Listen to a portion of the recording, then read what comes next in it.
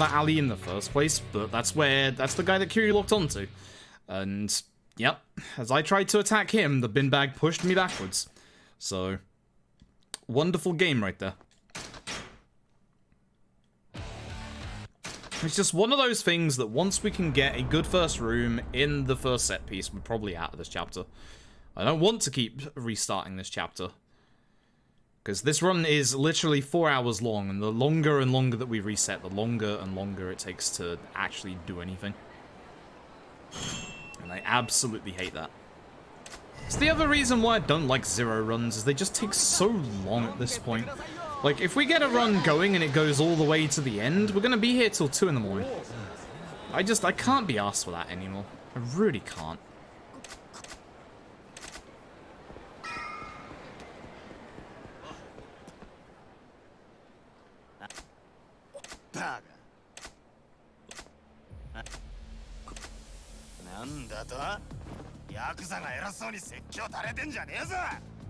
If you'd like to move in the correct way that you're supposed to move for like the first time tonight, I'd appreciate that.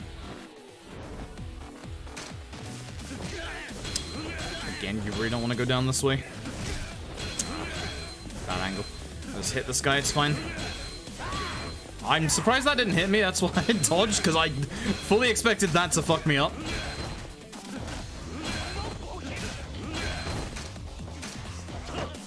That's double aggro. Can use an aggro to do that though, which is kind of nice. I killed neither of them? Fucking hell.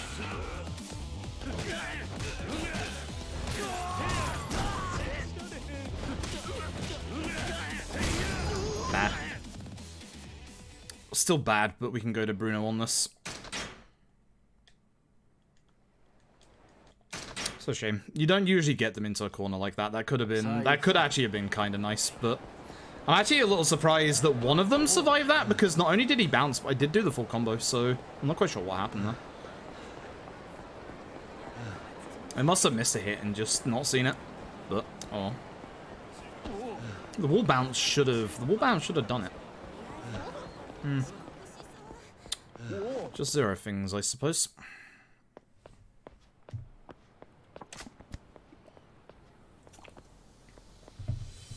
Well, we're off to go see Bruno again. Our good old friend Bruno.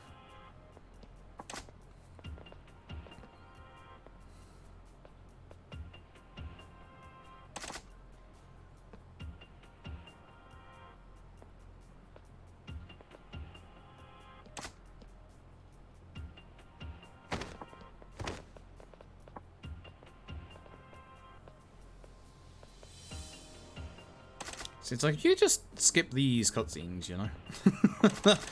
I guess I'm just spoiled by, like, the cutscenes of the Dragon Engine, like... It is seriously what makes running K2 and the likes just really nice, is that you don't have to sit here holding R1X, you know? It's kind of nice in that we do get a little bit of a breather, but at the same time, it's just... It makes the runs really long. If this run had full, like, skippable cutscenes, it'd be closer to the 3-hour mark. It wouldn't be, like, quite there, but it'd be about there. I don't know why I didn't turn them around.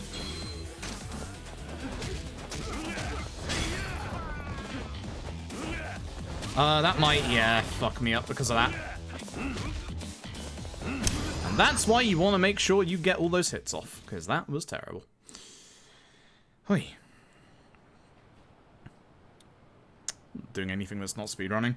Yeah, I mean, I wish I had more free time myself. I was lamenting this morning in the, like, I still want to do that idea where I do at least one day a week where I do runs that aren't just Yakuza runs again, and I go back to some of the older speedruns that I haven't done in a long time. So Titanfall, DMC, FF7 remake. I'd like to go back and do some of those runs. I just don't have the time to derust any of them. Like, I just don't have the time at all. Like, all of my free time away from stream is either going towards, like, stuff towards stream or like ideas and stuff like that, or it's going towards other things. Like at the minute it's going towards YouTube stuff, for the obvious announcement.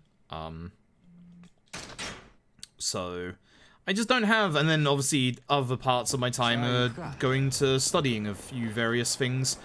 And then there's obviously the real life bullshit that I'm currently going through. So I just don't have the time to de-rust stuff and like learn new stuff right now. And it really sucks because like I really want to go back and do some of the older runs that I really enjoyed, like Titanfall, for example. But I just don't have the time. I just don't have the time. I just wish I had more time. And then on the other side of it, my body is trying to... Please get out of the way, sir. My body is trying to scream at me to have, like, 10 hours of sleep a night, which is just not feasible. Like, it's really not feasible. I used to be able to operate on, like, only, like, 5 to 6 hours of sleep, but the minute my body is just screaming for 10, and I don't understand why. It's really, really not good. Like, I can't afford to get 10 hours of sleep a day. I just don't have that time. Like...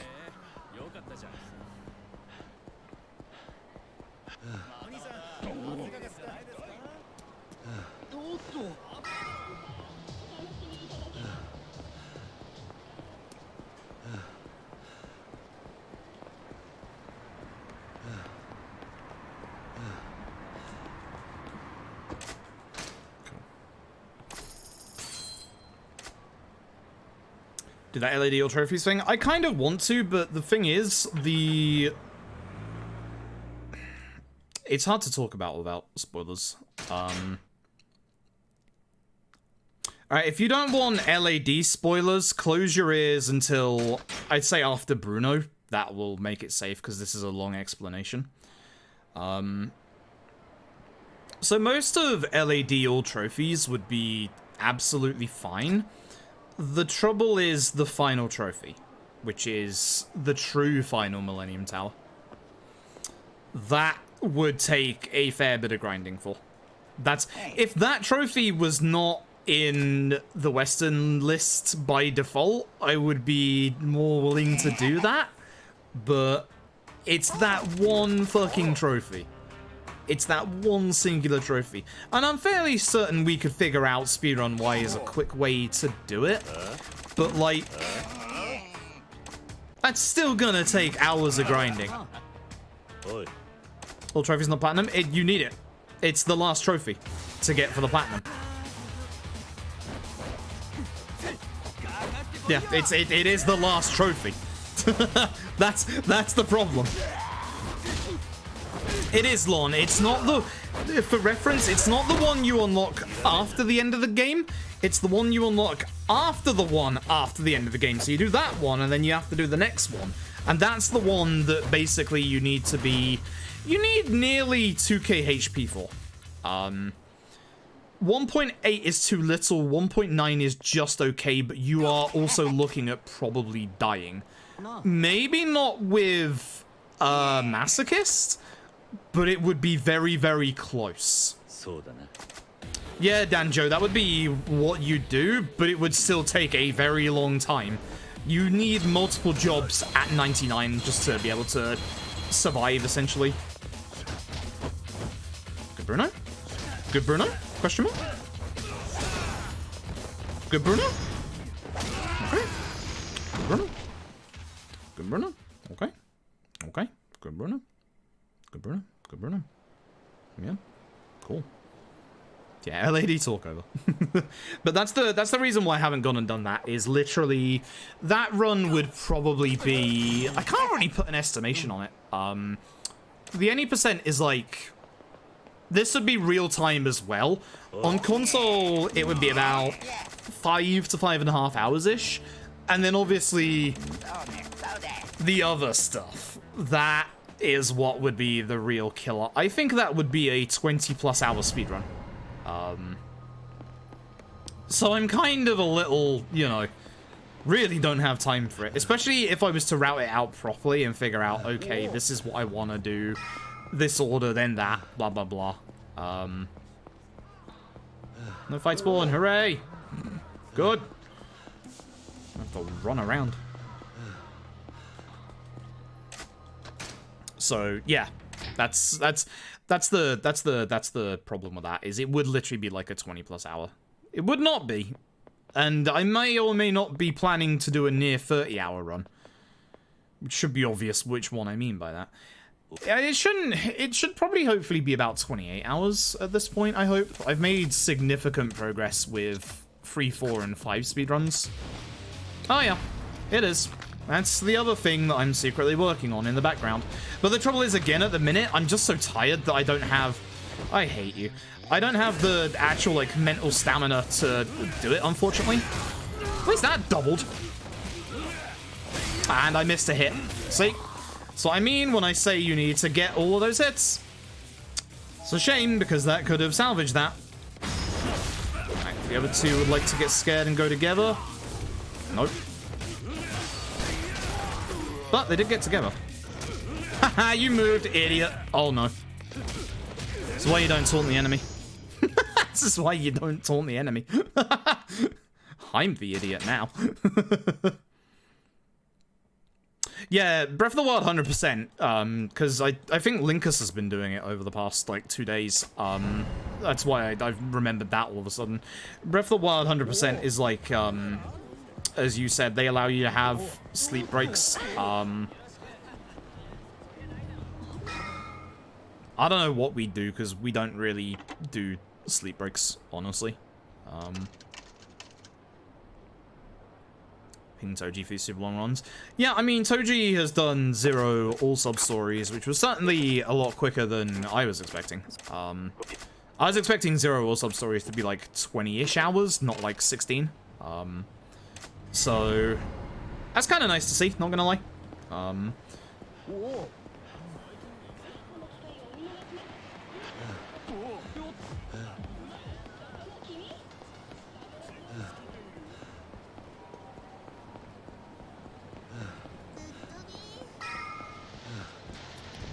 Okay. Malt and sweet potato shochu.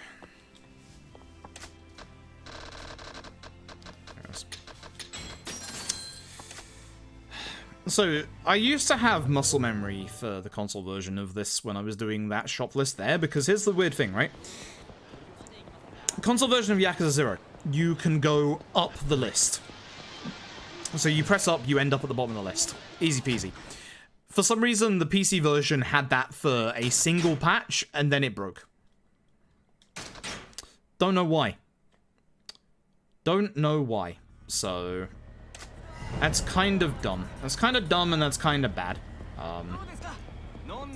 So now we just manually scroll down, blah blah blah. So. Oh well. Never mind. Hey, we've already said LAD talk is over. Please stop talking about LAD. Even a mod said don't talk about it, so do me a favor. Shut up. Thanks. Also, do me a favor, help me punch your Nader in the face. I fucking hate this man. Look at that smirk. You want to punch that smirk? I want to punch that smirk. Don't guard. Fuck you, I hate you. Q. Go for your Nader. Not the nails. The nails are like the worst heat attack you could get as well. Fuck it, I'm just gonna use the sofa. And then he just knocks it out of my hands. It's like, alright.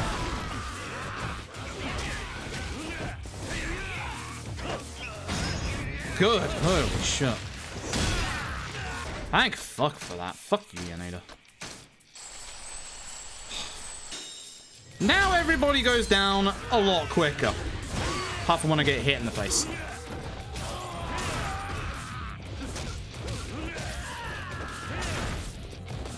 See this? Much quicker. Don't even have to hit them with any light attacks beforehand. Full combo so I can hit both, hopefully. Nope. Was a bit risky, but... bad start. Hey, Yaneda, don't be an ass again. Just go down. That's all you have to do. Good. Holy shit. So you don't want to use any of your heat on Yaneda here because you need to use your heat out in this corridor. For this guy.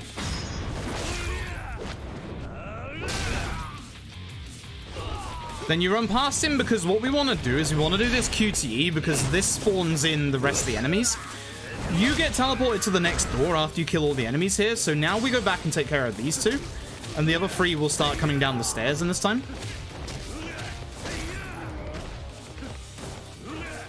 Again, you don't need to do any of the hits. Get out of here. Terrible. Usually you can set them up to hit at least a multiple here, but that sucks. And as you can see, you get teleported.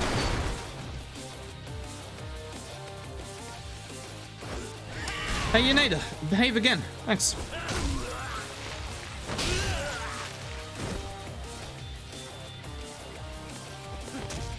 He's gonna guard. Yep. Yep. Expected. 9.2 is a good amount of money to have here. That means we should be good for Chapter 10 shenanigans. So we have to take care of the two enemies here, unfortunately. Later on, when we're on a very similar staircase, you don't actually have to take care of the enemies on this staircase, but we do here. It's not the same staircase, but it is a similar one.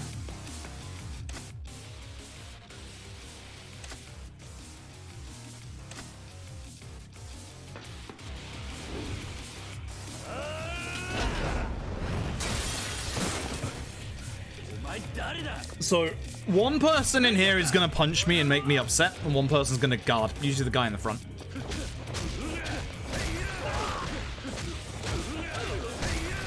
How are you not dead? That's what I want to know. Not too bad, actually. Alright, Yaneda. This Yaneda is usually an easy Yaneda. Depends if he does his hyper armor bullshit. 2, 3, 4. 1, 2, 3. Come with me! Over to the sink. Make sure you do this one, because it should fully kill him. Beautiful. Nice, easy Yaneda. We like that Yaneda. That's a good Yaneda. So that Yaneda is usually... He's usually a bit of a problem because he has a knife. Obviously, any bladed weapons go through your guard. The thing is, you can just take him down in one combo. Now comes an actual hard fight. This is another fight where we can lose a whole bunch of time quite easily. Which I probably will, because I was not doing this fight well the last time I tried it. So, looking forward to the time loss. Also, we don't get any healing items in this run at all. Which makes this run kind of hard in places, let me tell you that right now. Hey, Kuze. Alright.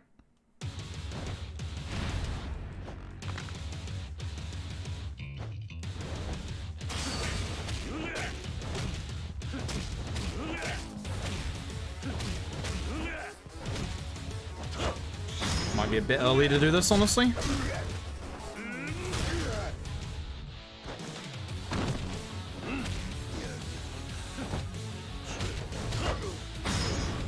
So, I want to do this as close to his QT point as possible. You can see that it's doing a lot of damage to him. Much like any other Yakuza game, don't hit again because obviously the QT. Much like any other Yakuza game, when a boss goes into their mid-fight heat mode, they get extra defense, blah, blah, blah. So we want to do as much damage as possible beforehand, which that's not too bad, honestly.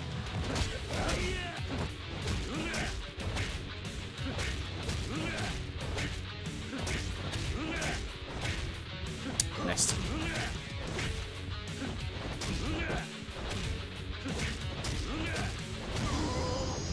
Not the best Kuze. I'll take it, though. It's fine. It's better than I have been doing recently, so I'll take it. Definitely a bit sluggish, but again, I wasn't doing good at that fight before. Yeah, I'll take that happily. Okay. Speedrun. Good. We actually have a fucking speedrun. Hooray. Who bloody ray? About bloody time.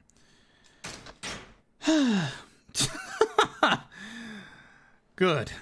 So, I said it before, if you forgot to get the alcohol in Chapter 1, you have one small opportunity to be able to get it, and it is right here in this chapter. You can only go and get the alcohol now before the shop clerk turns into a friend event. No unlucky Tenkaichi spawn. Good, thank you. So this is the last time if you forgot it in Chapter 1. Because once we go to the Chasm family office here, the game has now spawned in the next event that we have to do after this, and I think you all know exactly who the hell that is.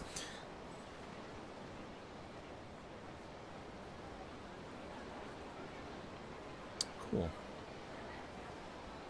I'm finally happy to get out of Chapter 1. I hate Chapter 1 trying to run against it. And the thing is, I can get sub 19 minutes in Chapter 1, but just...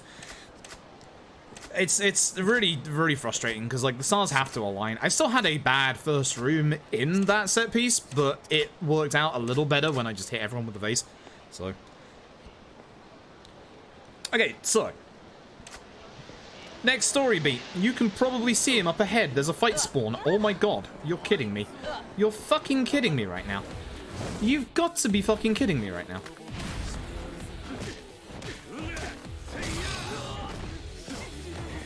I hate this game. I hate this game so much.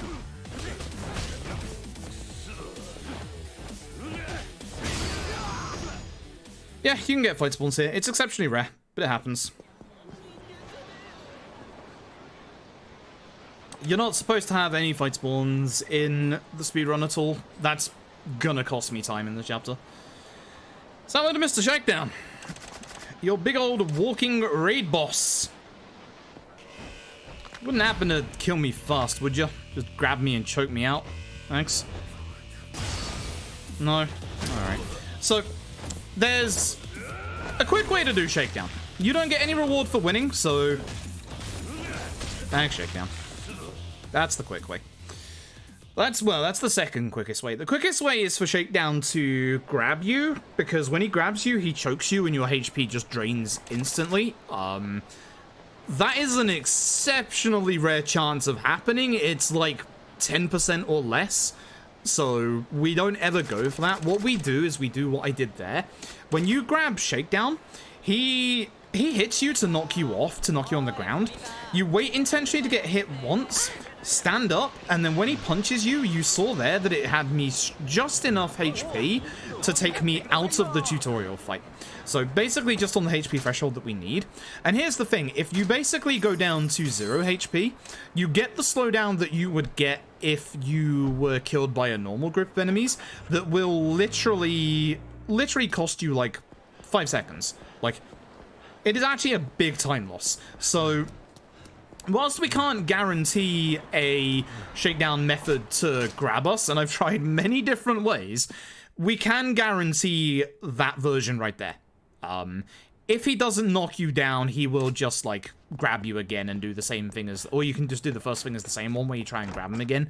You basically only lose, like, 2 seconds to doing that method, so you don't lose that much time at all. It's pretty much consistent every single time, so...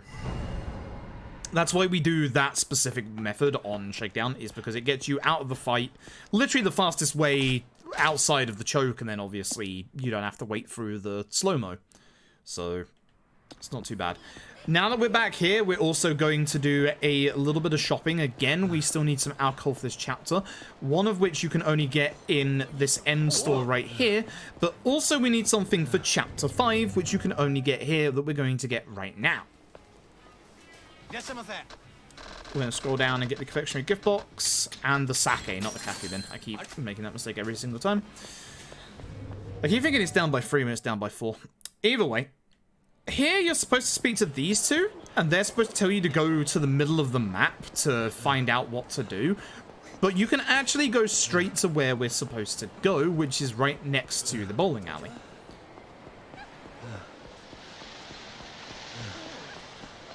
So keep an eye out for fight spawns. But that fight spawn, as you saw there, cost me like probably 10 to 15 seconds.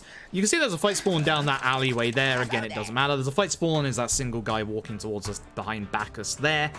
Literally, they don't matter. Anytime you're in a cutscene or anything like that, fight spawns can't bother you. They have an in-game mechanic where they turn around. And now I want to introduce you to Beast. This is the style that you will be seeing exclusively for the rest of this run, for damn good reason. Watch this move, by the way. If we do our money right in this run, This is Essence of the Beast Torment. We'll be getting this in chapter 13, 14? One of the two. This is Beast. Beast is broken. Like, there is no other way to describe Beast other than broken. Beast is disgustingly overpowered. And everything that I am about to show you, you can take straight into Legend difficulty, and you can just do it. So, we do have to get through the Beast tutorials. As always, like every single new star does require, obviously, the tutorials and stuff like that.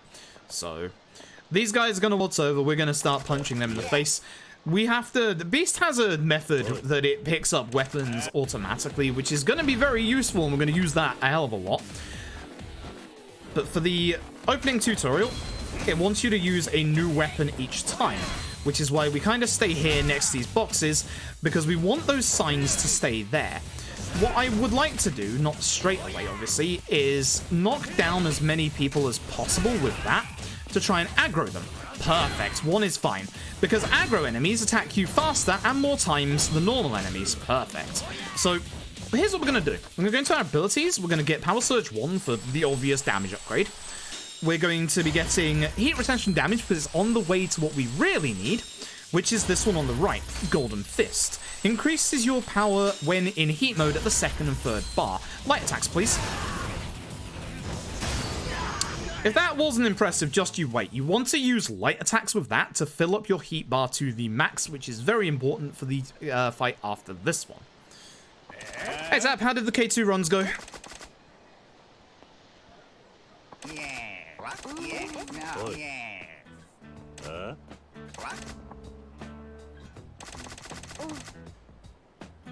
Bruno was actually... we got out of Bruno twice today. Bruno's not been that bad. He was bad the first time around, but it's been other aspects of Chapter 1 that have been kind of bad. And we had a bad fight spawn at the start of this chapter, so... Gonna be losing time based on that. I don't want to go and it fell apart. Also found a new place the game can crash. Oh, great. Whereabouts is that? So, watch this guy's HP bar on the bottom right.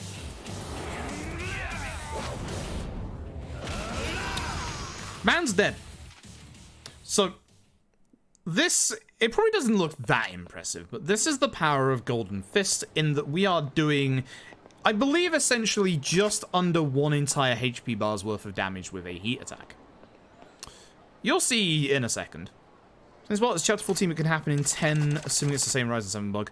I assume so as well, but that sucks. That really sucks.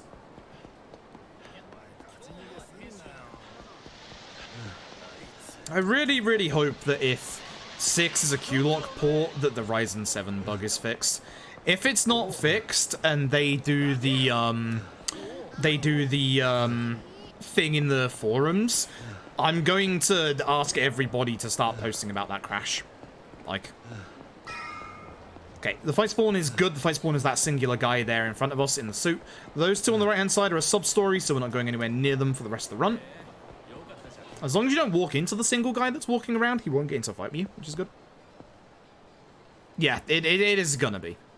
Like, the question is the crash, and if it does happen and they have one of those feedback forums up, I'm literally going to ask people nicely to post in the forums and make sure that that crash gets fixed. Like, P5S is also an AMD-related issue. Oh boy, that sucks. And it really sucks because lately, AMD is starting to really be better than Intel in a lot of ways.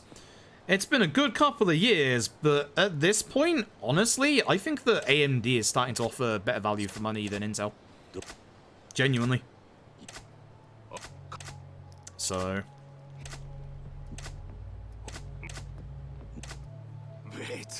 Yeah, but the thing is, we've known that 6 has had a PC port for longer than we even knew of the existence of K2.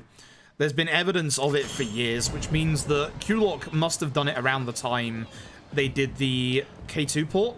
And if the K2 port has a Ryzen 7 crash, I can almost guarantee you that 6 might as well. I'm really hoping it does not. Good fight spawn at the Vincent Crossroad.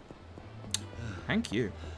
Now we just need a good fight spawn at the Champion District. Don't forget to speak to these two. I have done that many times. Is Ryzen AMD been killing it? Yeah, I agree. No, I agree. I honestly, like, I usually go Intel because I don't know what I'm talking about with PC stuff half the time, and it's easy to look at my old stuff and go, oh, I have an i3, I'll now get an i5, or I've got an i5, I'll get an i7, you know? But, like, honestly, the things that I have heard about the AMD stuff with the Ryzen stuff, and even, like, the Threadripper, hell yeah, AMD is starting to sound better and better by the day.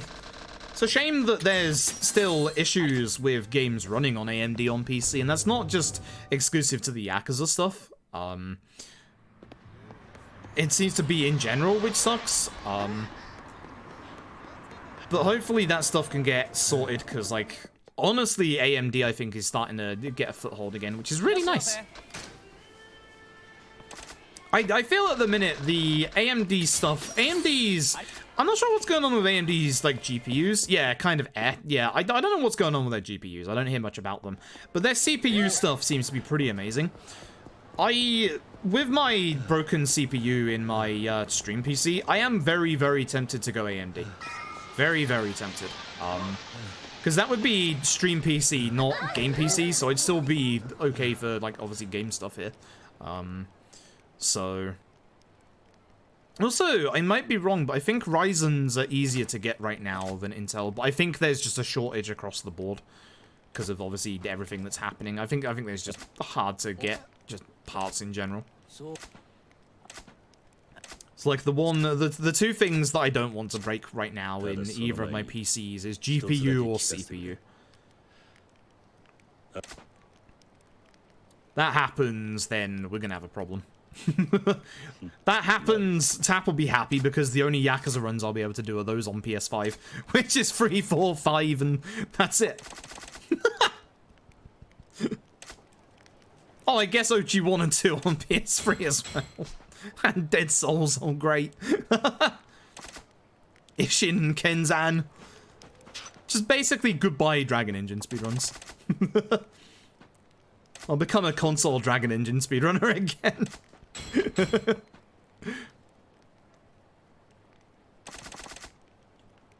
Part of me is actually kind of curious how the K2 run on console is, especially now that we've done a whole load of like optimizations to the route.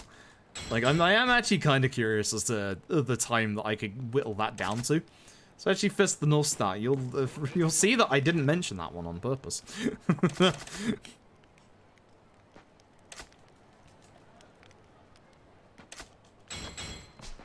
But yeah, if any of my stream PC parts die, what I'd do is I'd make the game PC, my streaming PC obviously for a while. But if that's too CPU intensive, then I would have to do catch card stuff again, which sucks. Hopefully not, we'll see. But for those coming in late, we had a fight spawn just before Shakedown. It was the unavoidable awful one. So we're going to be losing time in this chapter, which sucks. My PB chapter 2 was pretty good. If there could also be a fight spawn in front of the champion district, which we're going to now, so we're not out of the woods just yet. We are still in a lot of danger, unfortunately, in this run. Because you don't get cash confetti until chapter 5 for Kiryu. No, chapter 6. So there's nothing we can actually do about fight spawns just yet. So basically, we're really hoping that we don't get a bad fight spawn in front of the champion district down here. There's one in particular that is really bad and basically is a guaranteed fight. I'll be holding my stamina when I get down to this crossroad here because I want to hold it for in case there's a fight spawn around this corner. I stick to the left very rigidly just in case that fight spawn spawns. It's the bad one. That's the one. That's the one, and I'm getting bullied. Nice, he dodged. Would have killed him. Yep, that is 2 fight spawns in chapter 2. That is awful. That is dead run. That is a exceptionally dead run. And no, you can't travel to Pink Street because as you can see via the minimap, it's actually blocked off. That's the reason why you have to go to that. You have to go to that taxi spot. Fuck, I hate this run. I really, really hate doing this run at this point.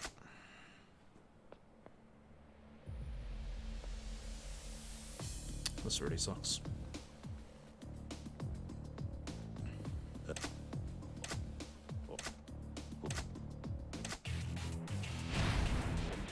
One's dead. Yeah, it pretty much is at this point. I've got time I can save later, but we're gonna be coming out of this chapter very behind. This one is very rare to get, like, all three in the same combo, so I don't really particularly care too much about, like, not getting them all in that one combo there.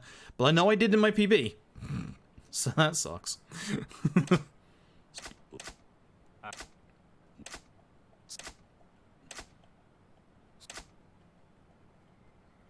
Hey, Oda.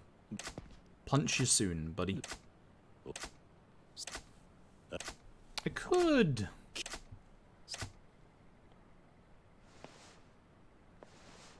I'm tempted to try something against Oda.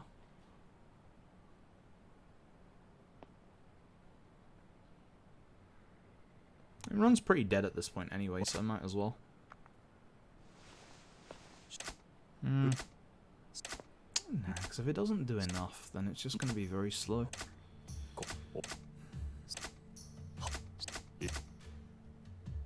But then, if he tries to move, I guess that means we could position him a bit better. Just depends if he's going to break out of it or not. I might do something dumb against Oda. This is the fight spawn, this guy here. So because of that guy there, I knew there wouldn't be a fight spawn outside. There might be a fight spawn going on the way to the taxi here, which is the worry that I have right now. There isn't. Good. I should have bumped into him to aggro him, just in case there was a fight spawn here, but we good. West Shichifuku, please. This sucks. I really don't want to keep resetting 0 runs, though, because it's like, we've been here for an hour and a half already. I don't want to go back 40 minutes again. You want to walk to the right to avoid Pocket Circuit, and then left to avoid the Yankee sub-story there. If you walk into Pocket Circuit, you're losing about 1.5 minutes. If you walk into the Yankee sub-story, you're losing about 30 seconds. No fight spawn, that's kind of nice for once. No fight spawn at all. Interesting. Usually you get one at least. Huh. Game finally having some pity on me. Thanks, video game. The trouble is, I have the time to unlock. I have the time. Interesting. I have the time, like, later on that I can save, but coming out of this, like, what's going to be, like, probably, like, 30 seconds behind is going to suck.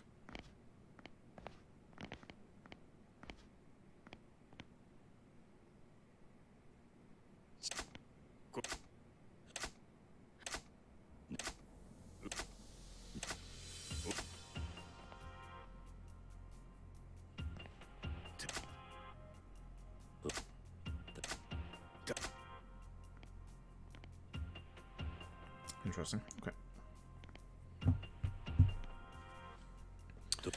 Alright. So, this room hopefully goes quite nicely. Sometimes it doesn't. Depends if this guy with the baton decides to walk off, because he sometimes does. Table, everybody. Very nice. Very smooth. Very, very nice.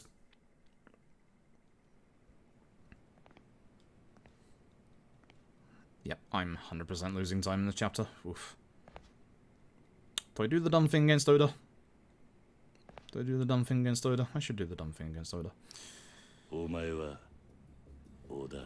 So, usually we have to hope that Oda walks in a very specific direction in this fight, which is very infuriating because Oda doesn't like to walk in a specific direction in this fight. So, what I'm thinking of doing instead is grabbing Oda. Drag him over and then doing the heat attack. I don't know how much damage it's going to do considering he's a boss. It should do, hopefully, like... I'm hoping it does more than half of its HP bar. That would make it worth it. But then you don't have the heat for using the furniture.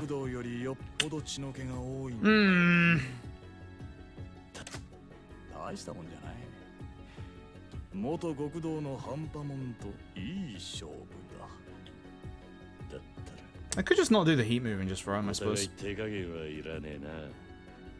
Nah, I'm just gonna punch him. I'm just gonna punch him. Oda, move to my left, you're right. Thanks, bud. Or stand there. That also works.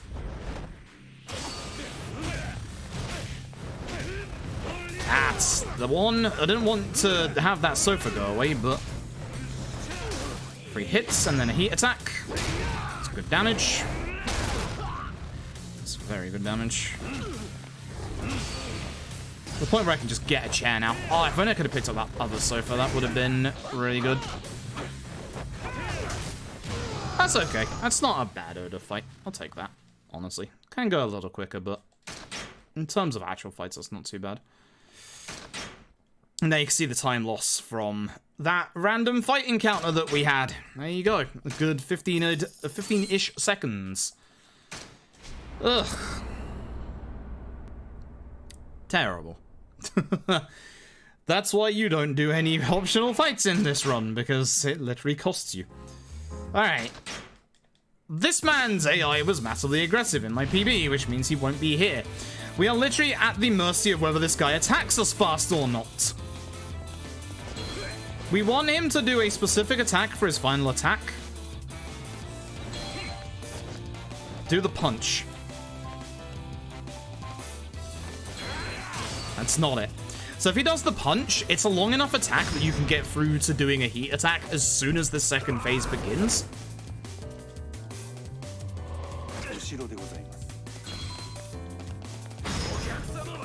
He's being somewhat aggressive. This is okay. Not amazing. You can tell how well you're doing in this tutorial via the crescendo here. You want to be almost out by that point, so I'm probably losing like 5-ish seconds. If he does the punch combo, you basically get out really fast. And I mean really fast. So yeah, it's just unfortunate when that doesn't happen. Funnily enough, that tutorial goes a lot faster on harder difficulty settings, because as you can probably imagine, his AI is ramped up to massively aggressive.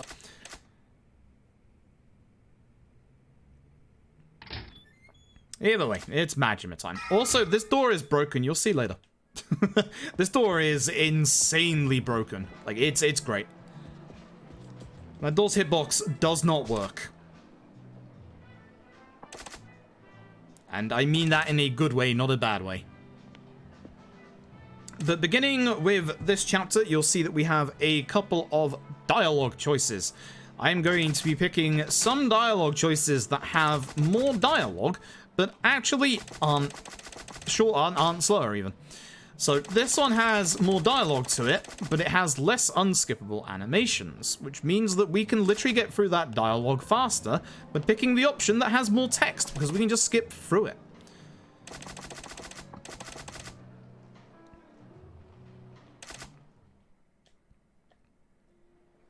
That'll come up a couple of times in this run, especially in this chapter.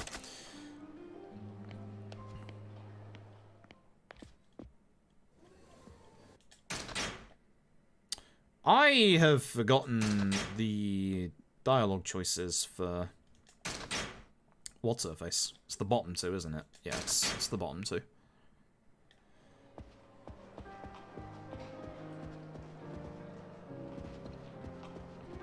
Fairly certain it's the bottom two.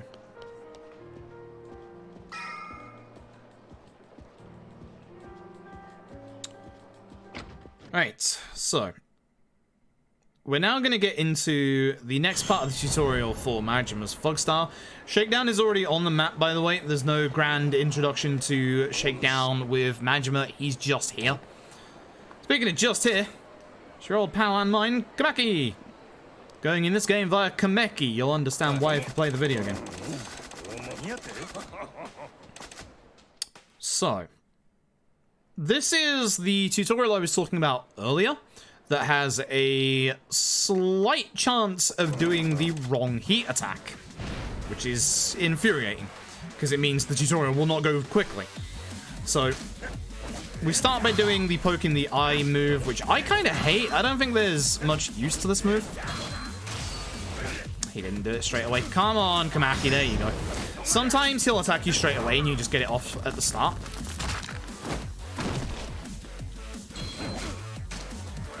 So we need to hit him a tiny bit here before we can do the rest of this. And now hopefully... Nope, it fucked up. You don't want to see this one again because as you can see, it doesn't kill him. The other one does kill him, so...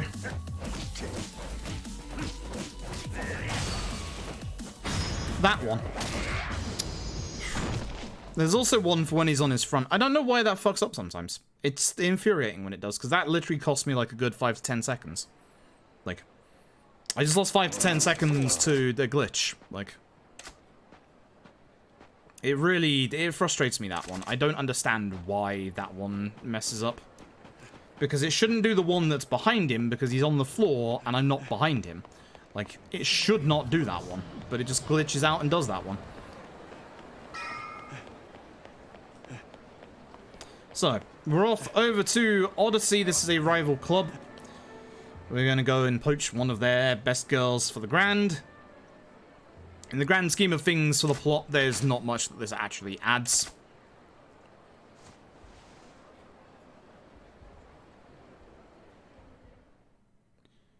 Oy. So again, if this stuff was skippable, this would be a much faster run. Like a much faster run. Man, this run would be kind of fun if it was only like 3 hours long, but at this point it's getting really, really rough. I do wonder how much time is spent in cutscenes in this run. I should find out one day.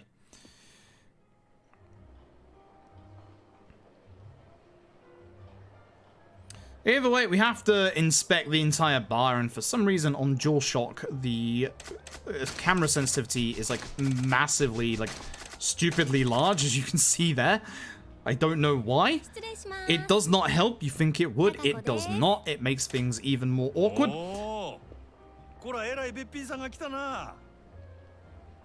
So with Takakao, there's actually one option out of these dialogue options that is an incorrect option. If you do it, it will mean that you have to do all 3 dialogue choices, and the incorrect one is the first one. So you want to ask about the hostesses and about Odyssey.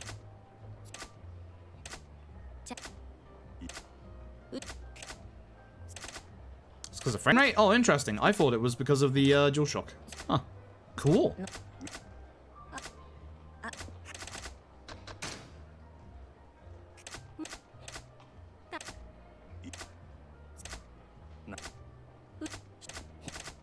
There we go.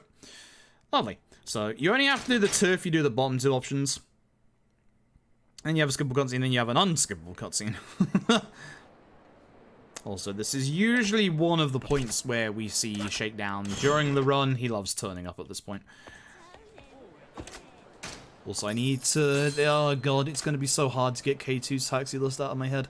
So K2's taxi list is obviously a bit more than this one, but the first 4 taxi spots are the same as in K2, but K2 reverses the first 2.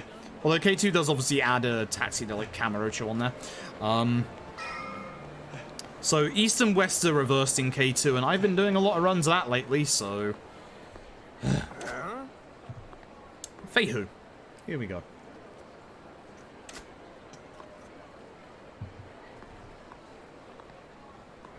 We are going to be hoping that Feihu does not do 2 quick jabs. Or any quick jabs, honestly. Or at least if he does, I guard against them. That's kind of the important part.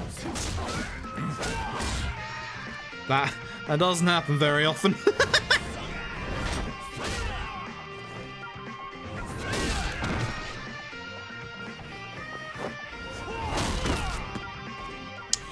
This is Slugger, and I upset a lot of people when I say this, but Slugger is one of the worst styles in the entire game. That does not mean we won't be using it, but honestly,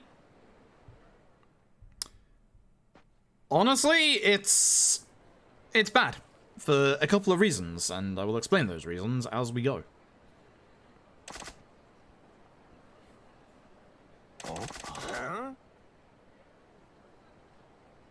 We just gotta get to the tutorial first.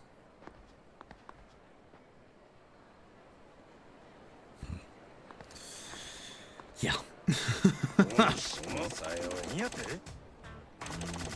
Also, it's really weird because there's no specific ruling on like what cutscenes are skippable and what aren't. It's like cutscenes that you lead into a fight are usually not skippable, but again, would you believe there's a cutscene like that that is skippable? Thanks, Nishtani.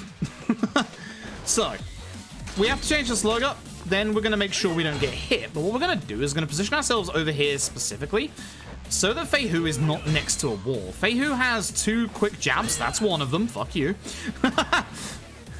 It's useful for speedrunning, but also bad because if he knocks me with that, I'm going to go on my ass. Now, don't quick jab again. I hate you. The quickest way to get out of this fight is a literal 2 square triangle combo. Now, did you hear that sound effect at the end of that combo there? You heard this sound of a baseball bat hitting something metallic. That is Slugger hitting a wall. Now, much like when using any normal baseball bat, if you hit a wall, and it doesn't matter if it's a solid wall or an invisible wall, Slugger will lose all of its damage after the point where you hit the wall. This is why Slugger is trash. Because Slugger goes very, very slowly when all of its damage is outputted into the strong attack. And when the last hit of your combo, the strong attack, bounces off that wall and you lose all that damage, that means that you're not going to do anything at all. This is why Slugger is a terrible style, and it also doesn't help that there's a much better style on Majima that is way more broken. Again, that does not mean I will not be using Slugger. Slugger has some advantages to it that other styles do not. Slugger, for example, has a heat move. It's a reasonably long heat move, but it is a heat move that will allow most bosses to stay on the ground until I can get another full combo off to replenish my heat, and it is an almost infinite combo. So Slugger does have its uses. But when you get a fight in a small enclosed space like this, Slugger becomes trash. Again, doesn't mean we're not going to use it. There are 2 combos with Slugger, where one of the strong hits will not bounce off the wall until a long way into it. That is the 4 light strong combo and the 5 light strong combo. There is the 3 light strong combo, which is the nunchuck move. That move is trash. And it really is. So I'm going to dodge here, and then we're going to hopefully get a quick... Very nice. This guy has not been hit, so I'm going to have to... Yep. That was okay. I'll take that. That's okay. We're going to lose time still because of the stuff earlier, but... That's kind of what you want to do.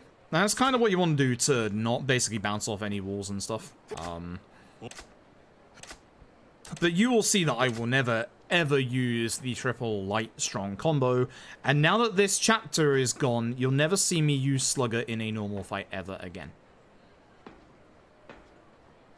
At least not as an attacking style. You'll still see me use it, trust me.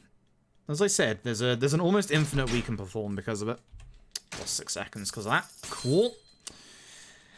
Bad stuff in that chapter. Anyway. Our first big piece of speed tech happens in this chapter. You will be amazed if you weren't here for the start of the stream. A couple of Yakuza 4 cutscenes, blah blah blah. The nunchuck move would be okay if the enemy didn't recover so fast after you break their guard. Like, it does little damage, and the whole point of it is supposed to be for a guard break, but literally...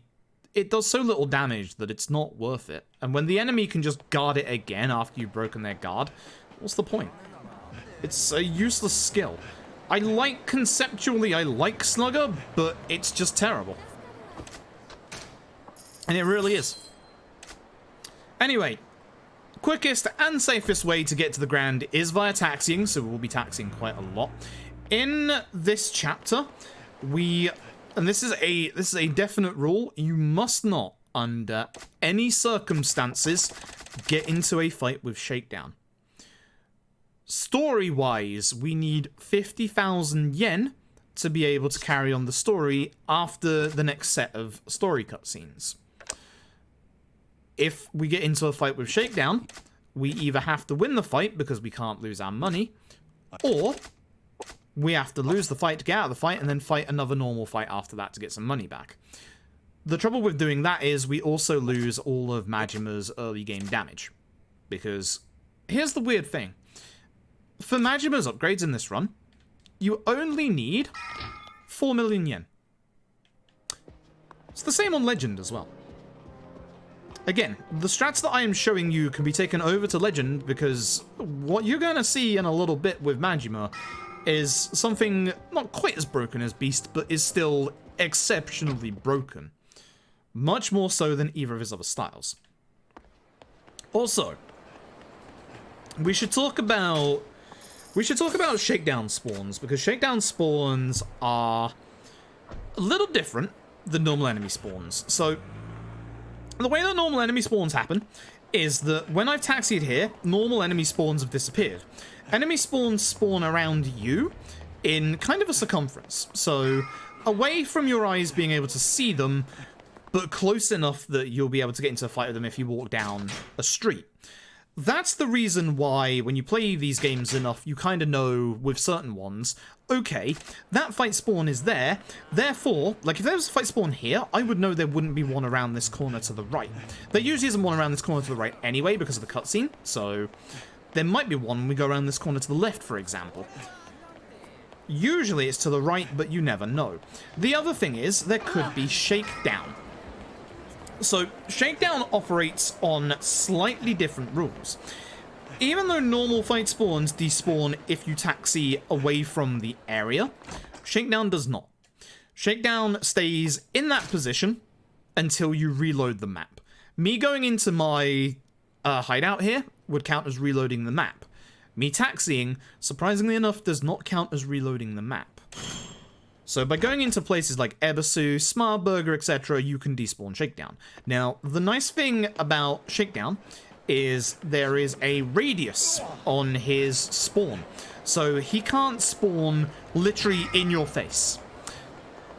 Except in Sotenbori he kind of can, because he can spawn outside of the Grand next to the taxi when you come out of the Grand. It's rare. It happens. Chat. Get your libidos out. One of 2 sightings of the lad. And unfortunately, this right here is one of your usual shakedown spawn spots.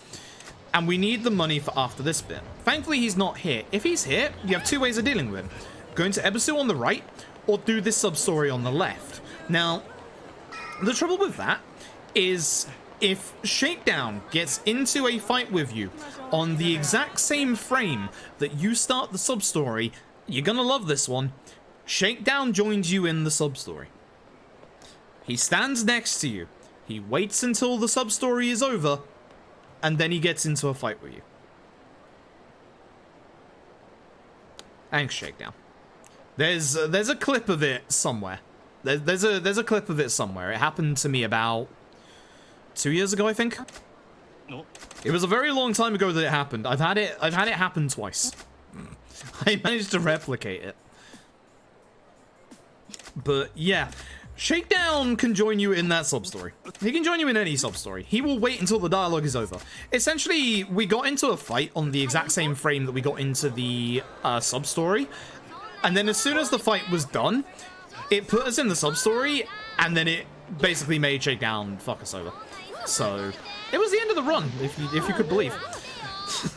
Because here's the thing, you need the 50k yen for Akko and her dates here. There goes some money. Shakedown and sub-stories, we should also talk about that. Shakedown and sub-stories actually despawn in certain situations when you have an AI partner with you. In this case, the game actually despawn Shakedown because you're not allowed to lose your money when going out with Akko here.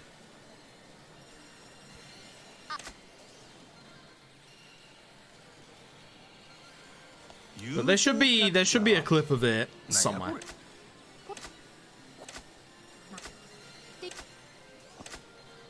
It'll probably be quite buried. I'm fairly certain it's one of the clips that wasn't deleted by the thing. By the big clip DMCAing. So here, we can quit out of the UFO catcher, but you have to do one round of it first. And then you give up. You might think to yourself, well, wouldn't it be faster just to try and catch the prize? No. If you catch the prize, and I'm not joking here, because I tested this, you lose 1.5 minutes to unskippable animations. I'm not even joking. There's more dialogue and unskippable animations. Time for our final fighting style of the game, and yup, this would be the broken one. This would be the exceptionally broken one. This is Breaker. And as we like to say, Breaker is broken. So not only is it the coolest looking of all the styles, it is also the best one. It is by far and away the best crowd control fighting style that you will ever get. It is so good. And it has none of the drawbacks that Slugger does. The only downside to Breaker is that it doesn't have a ground heat move, which is why we switch back to Slugger.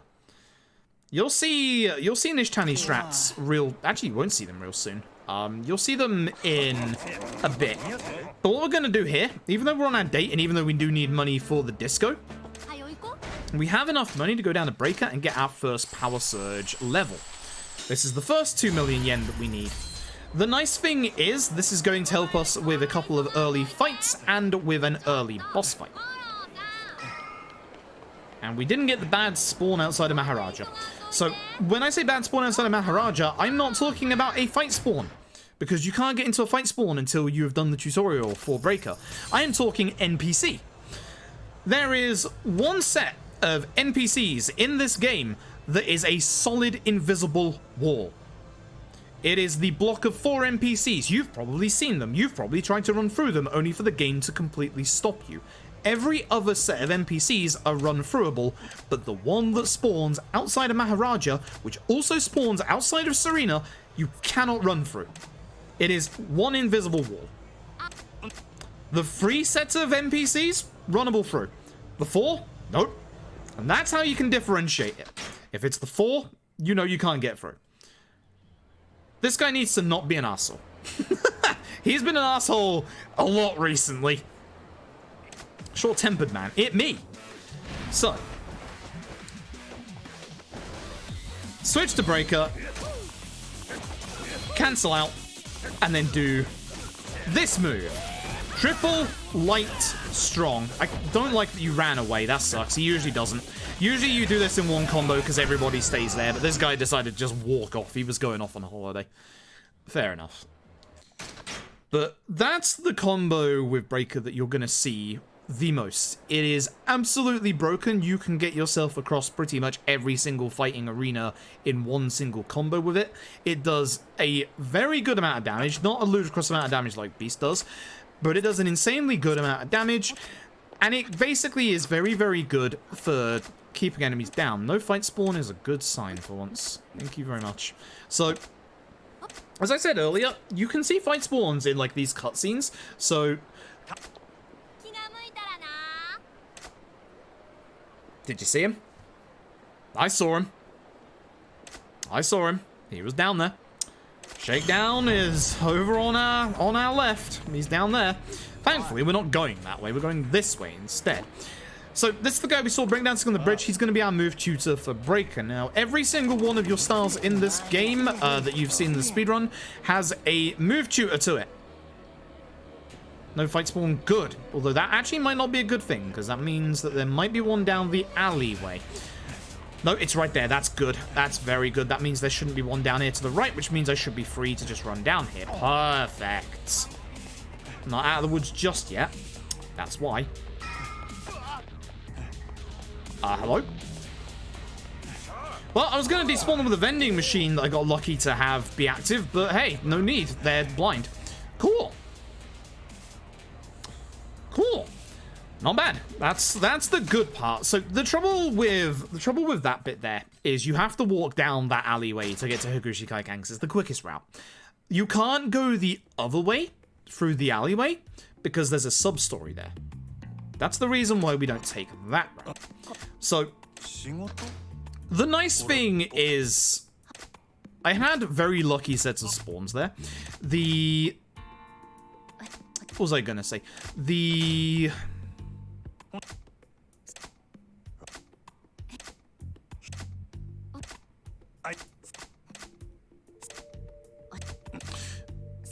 fight spawns, if I was to aggro the 3 people before the alleyway, I could have used them to be able to get through the alleyway without anybody else, like, turning up.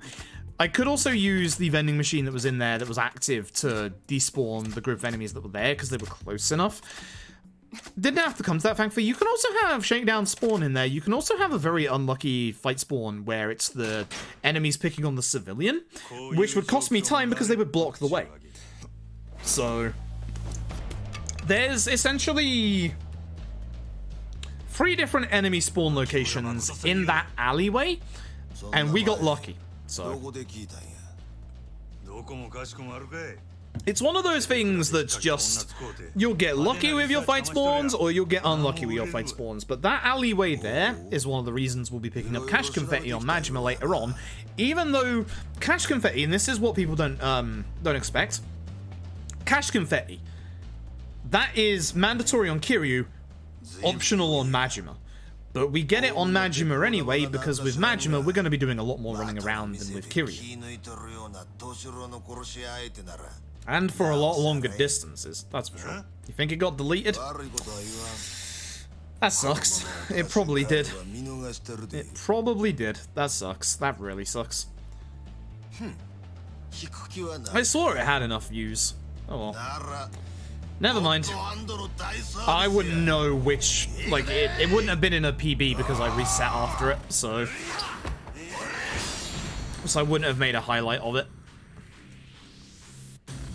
Missed anything? Just me getting mad at the video game, that's all.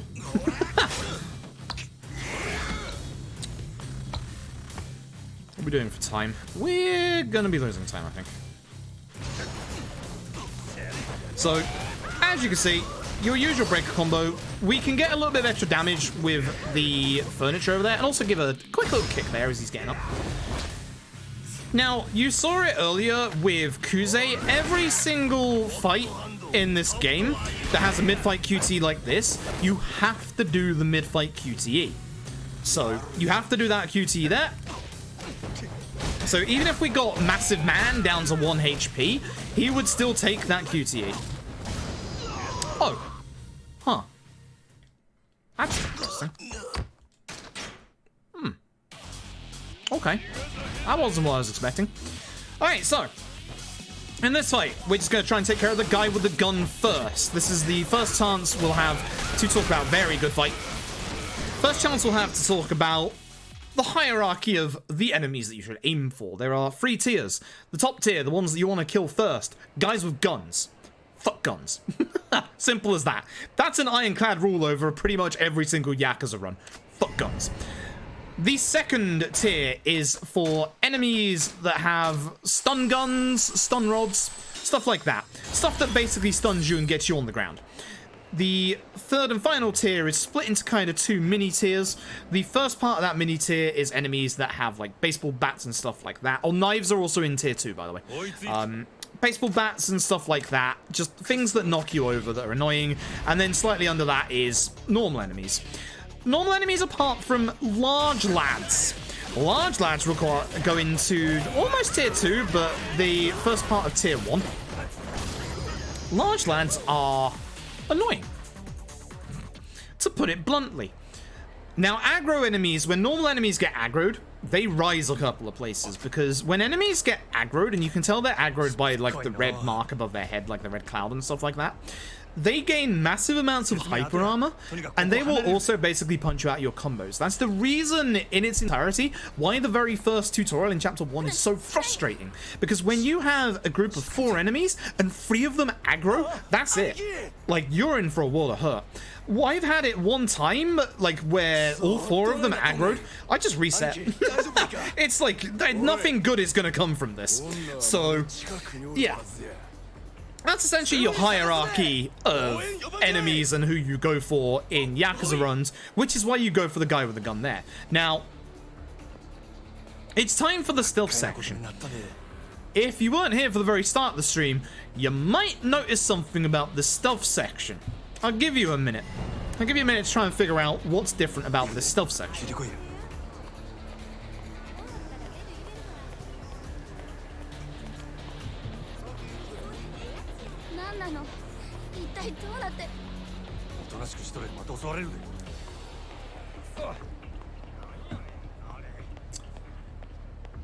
You seeing it yet? You seeing the thing about this stealth section yet? Or more specifically, are you not seeing the enemies in this stealth section? You look at the minimap, you can see that there is a set of enemies running along the top line, and there's one down on the bottom road now. But where are the rest of the enemies along this top road? As I said earlier, there is something in the game's memory that remembers when you have taken out the enemies in the stealth section. Hence why, doing the stealth section at the start of the stream, going back to the main menu, and not actually Alt F4ing, makes the game remember all the enemy spawns that are along the street. This one is obviously a story-based one, so you have to do this one. Makes you remember the ones that you've taken out, up to 7 or 8 different packs of enemies. It's a bad line. It's a little better because I can get these two together. Cool. Not great. So, yeah. That's it in a nutshell. You'll see the group on the bridge is also gone. You have to be a little careful. You see these 3 groups of NPCs here? Sometimes they won't be visible, but they'll still be there. They have a massive, and I mean a massive invisible wall around them. Also, for some reason, the game's about to get really loud here, and I don't understand why. It just does. I don't know why it does that. That's the stealth section. That is the stealth skip. That saves you 2 minutes. So by doing like an 8-minute thing before the run begins, we save 2 minutes in the run itself. That is a massive time save. And that happens in literally every version of the game. Like, I'm fairly certain we tested it on PS4 and it works. We tested it on Xbox and it works. Lane's back to normal. Yo, nice.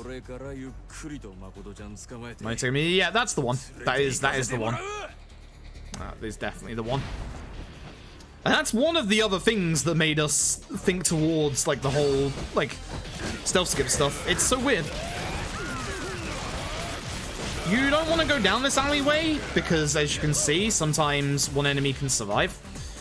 Which sucks. Man, he had 1 hit left on him. That's going to cost me a bit of time, I think. It's a shame. That was a good stealth action. Actually, what happened in my PB to lose all that time? Oh, I must have had a bad end of chapter fight there, because that's the only way you can lose time in that split there is because of that. The reason why I have a stealth section split is because it used to be its own thing. The original inception of stealth skip was horrifically bad in terms of luck. Essentially what we used to do is, the reason why we go that route is because that enables us to only take care of 7 fights, which leaves 1 fight available for the stealth skip in chapter 8, which I've also basically gotten rid of, which saves 30 seconds. Now, what was I going to say? I actually lost track of what I was going to say. With Nishiki, you can see that the sub-story that was on the right-hand side of this road is also no longer here. Thumbs up. And this is where we're going to be getting Kiryu's stamina upgrade. Now, because there's no fight spawn outside the empty lot, means there's one inside. That's why I held on to my stamina, so that I could run away from them. Again, once you've done this run enough, you know when enemy spawns are going to turn up.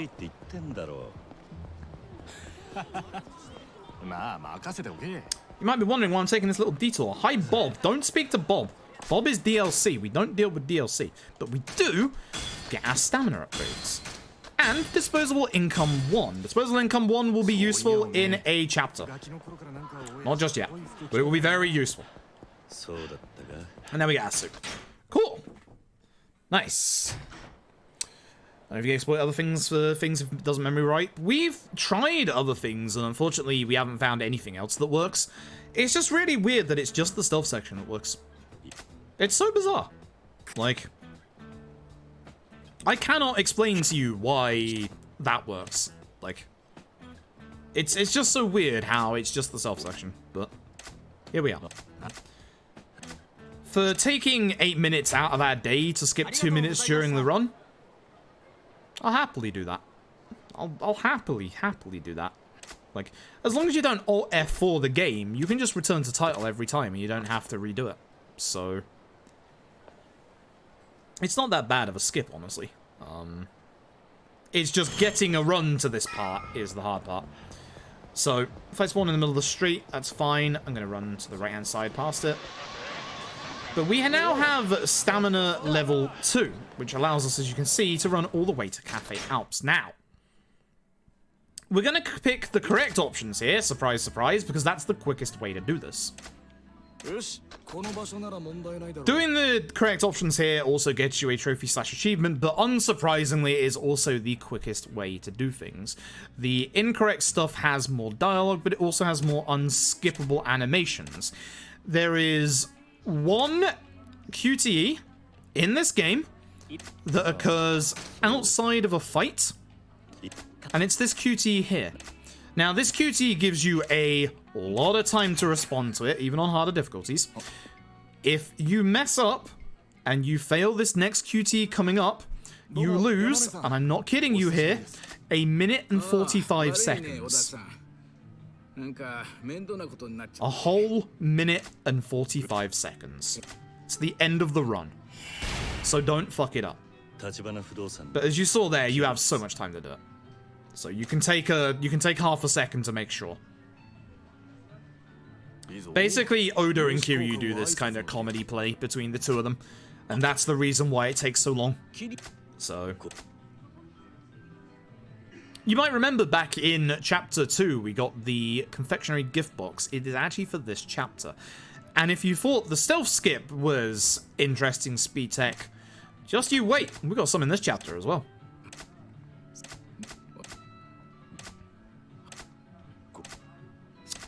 And this next piece of speed tech over the entirety of this run is going to save us a minimum of 20 minutes. 20 minutes. This next one is big, and this was one of the first ones we ever found. I still remember the day I found it and how happy I was, and it was like 3 years ago. There's no highlights of it, sadly. Clips were... It was so long ago that Twitch didn't have clips implemented at the time. That's how long ago we found this trick. So, this is a very long-winded thing to introduce you to Kiryu's business section. Kiryu and Majima have a business section in this game. Most Yakuza games have one big, long side activity that basically makes you play it for like 20, 30 hours. This is one of Zero's. Zero has 2 of them. But first, Bacchus. Hey, boy. Yep, for years now. I mean, don't forget, Twitch ran out of unique URLs for clips only a couple of months ago. That's how many clips there are. That is how many clips there are now. Clips now have a random prefix of numbers after them. Like, Derby and Last Round Super Mario Bros. 1 over 2.5 years ago. Makes you feel old, doesn't it? Makes you feel old. So, the way that I remember the cutscene skips in this chapter is literally every inside cutscene is skippable. Simple as that. From this point onwards.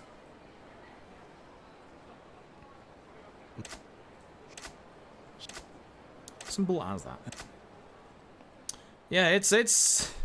Time flies, doesn't it? Like, it really flies. Am I going to run Dead Souls? Well, I would suggest you look at the channel point rewards and put your channel point reward down if you want to see me run Dead Souls, because, funnily enough, one of them might be Dead Souls.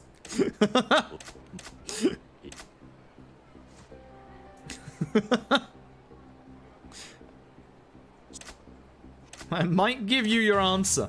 So, allow me to show you bike strats. This is bike strats. Here's what we do. Shimmy to the left.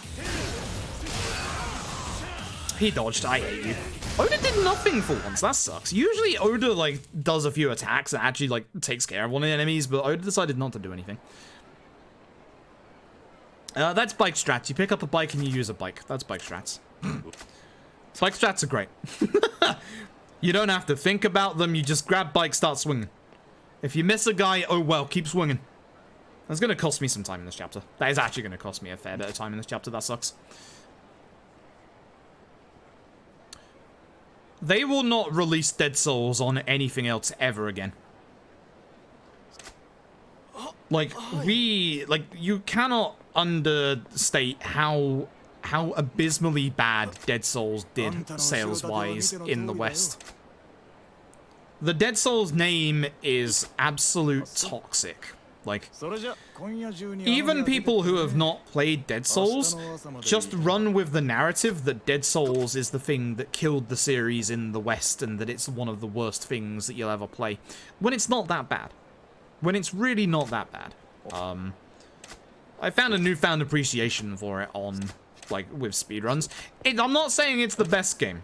Like, it's still, as far as, like, a Yakuza game goes, it's still down there. But hey, here's the thing. I like it more than Fist of the North Star. So there you go. So there you go. Well, that's the thing. Here's the thing. Binary Domain came out in the West first, when in Japan, Dead Souls came out before Binary Domain. And that's the problem. Because RGG Studios used a lot of experience from Dead Souls to take over to Binary Domain. And Binary Domain is a phenomenal game. Binary Domain is a brilliant game. Like, I will constantly tell people to buy Binary Domain. It is like an 8 out of 10. It is a very, very, very good game. And Binary Domain also did not sell well, which sucks. Reminder that the main producer for Binary Domain got asked about a potential sequel last year, and the person who asked it got laughed at. That's how well Binary Domain did. Which sucks, because I fucking love Binary Domain. But gameplay-wise, what the hell? That was weird. You can actually bypass the trigger for that cutscene there. Interesting. Binary Domain is a very, very good game. Binary Domain is a very, very good game. No, you won't Tekken, because that's not how LAD works. You literally can't. Any percent is a single difficulty option. Like, it literally doesn't work in the same way that the others work. So, here's the speed tech, right? Yamanoi is cleaning the office, which if you've ever played this game before, you might know that it's around 5 minutes real-world time.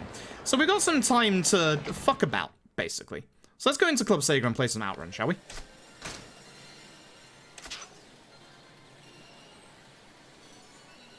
Apologize for your ears if I don't skip out of this quick enough.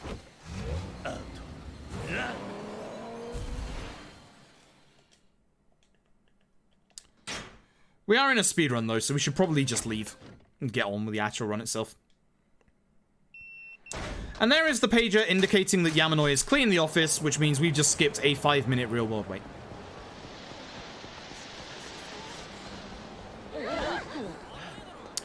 Yep. That's it. That's it. We just literally skipped 5 minutes. You might be wondering how the hell that just happened. So, to explain, every single minigame in this game constitutes a different period of time. For example, Disco freezes time. That's how we figured it out.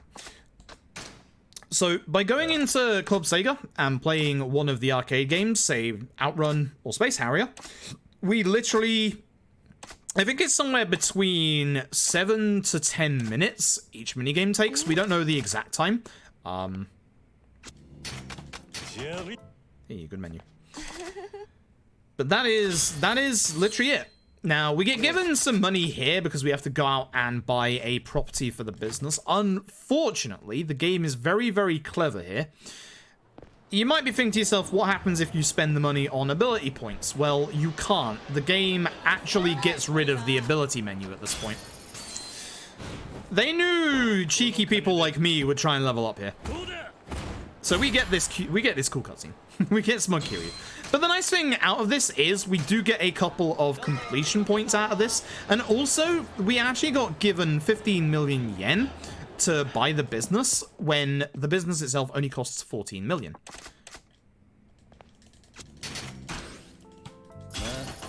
Good. And now we don't touch Kiryu's business section ever again. Is slow. Is very slow.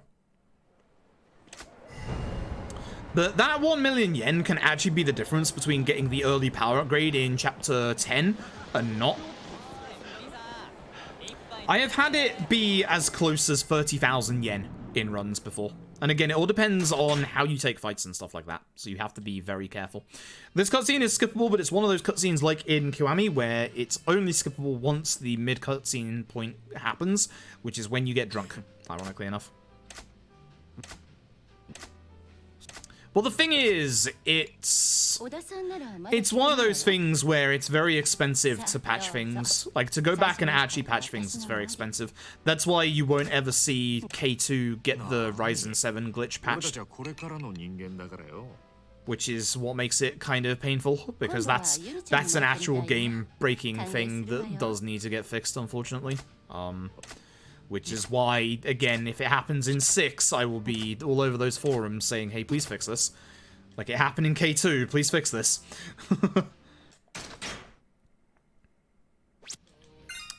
Might look like I'm doing some karaoke. I am not. Unfortunately, karaoke takes too much time and we can quit out of it. You just have to wait a couple of seconds while you can there.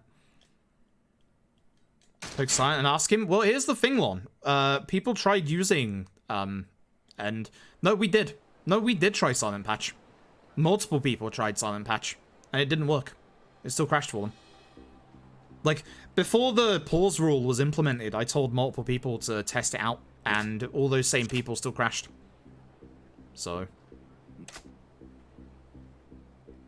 There's an option in that patch that basically, it's something like, you know, like stops game crashes or something like that.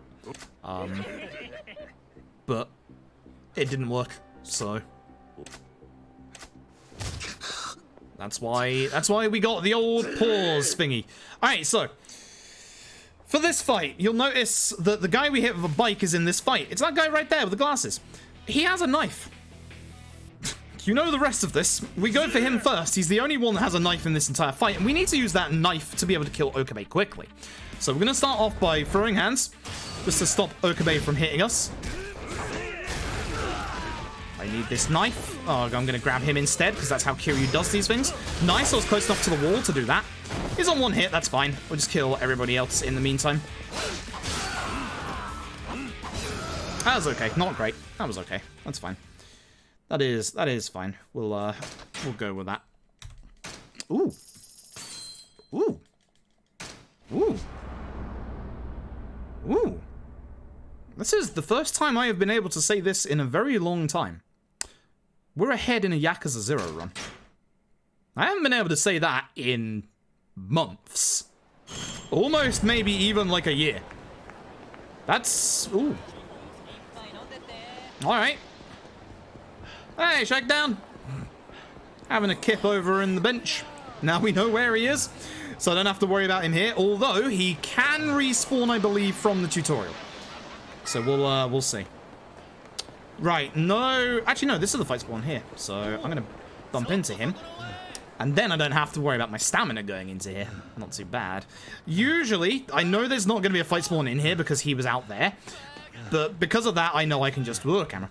Just run straight through. Green splits in my Yakuza 0 run. Something I never expected. I never expected the gold, to be honest. I think that fight went badly in my PB. Reminder that this is a run that I believe, if I remember rightly, currently has 3 optional fights in it. It's either 2 or 3, I've forgotten. So... This is kind of impressive, not gonna lie.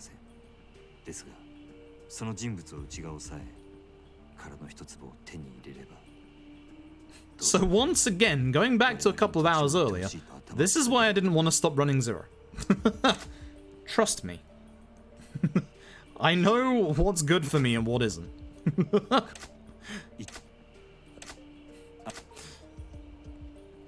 Thankfully, we're about to get something that's about to change this run completely. Thank God for that.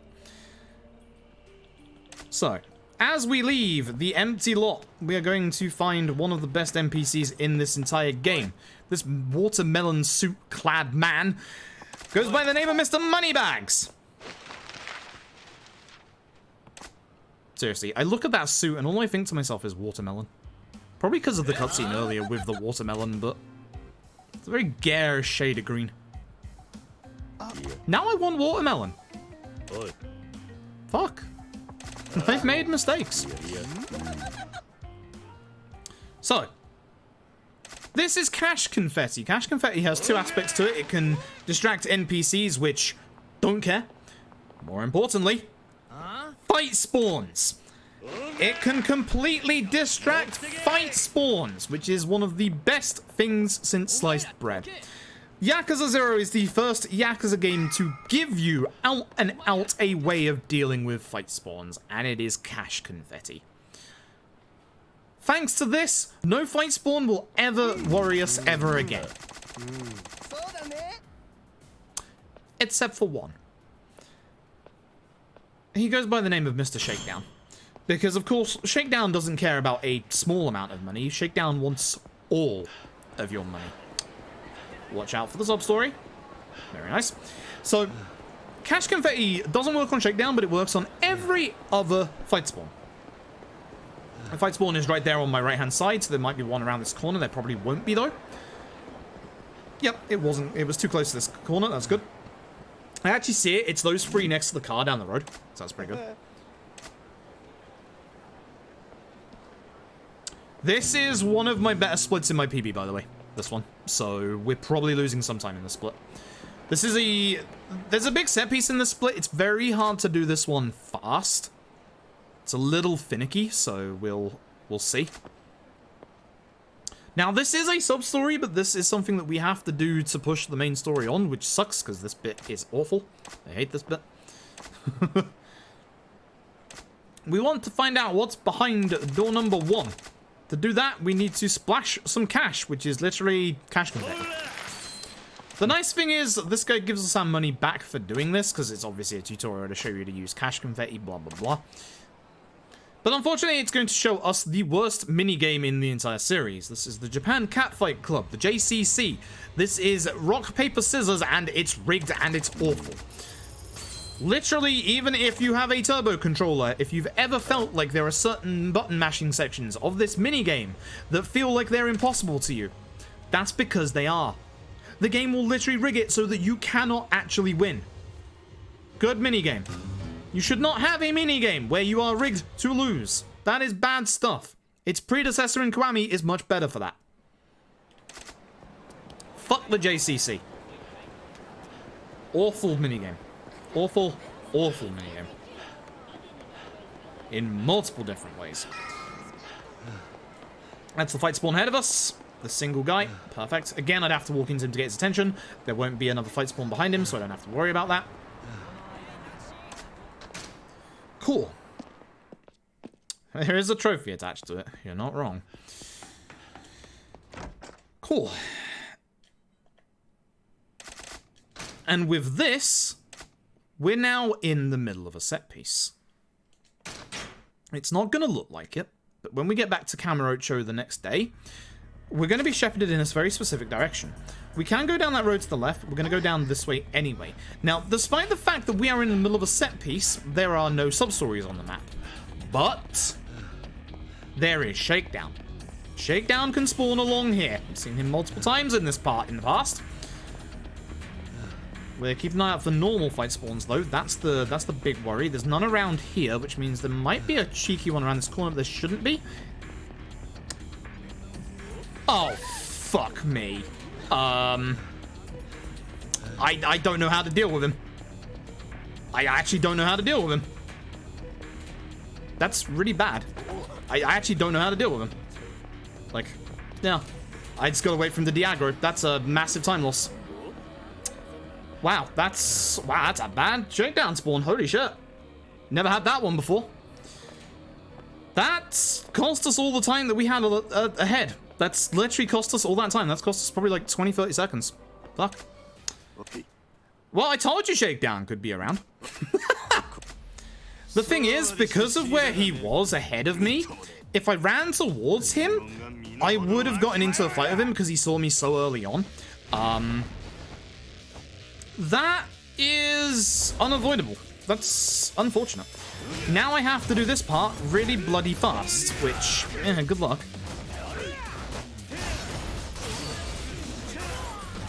And that guy will catch up to me because these three haven't moved forward, which sucks.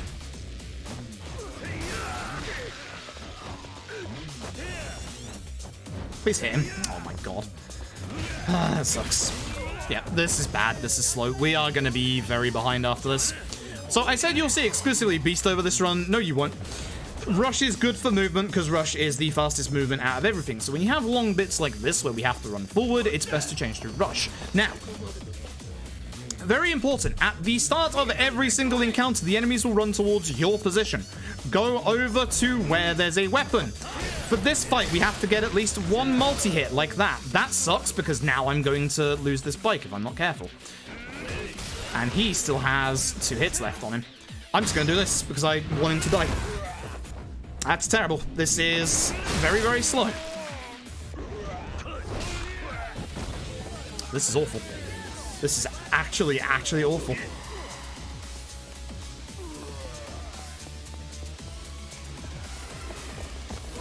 So, you might be wondering why there's a timer for each one of these bits. It's for backup, so if the time runs out, obviously they summon backup. I'm getting some really bad enemy movement here. This is not good.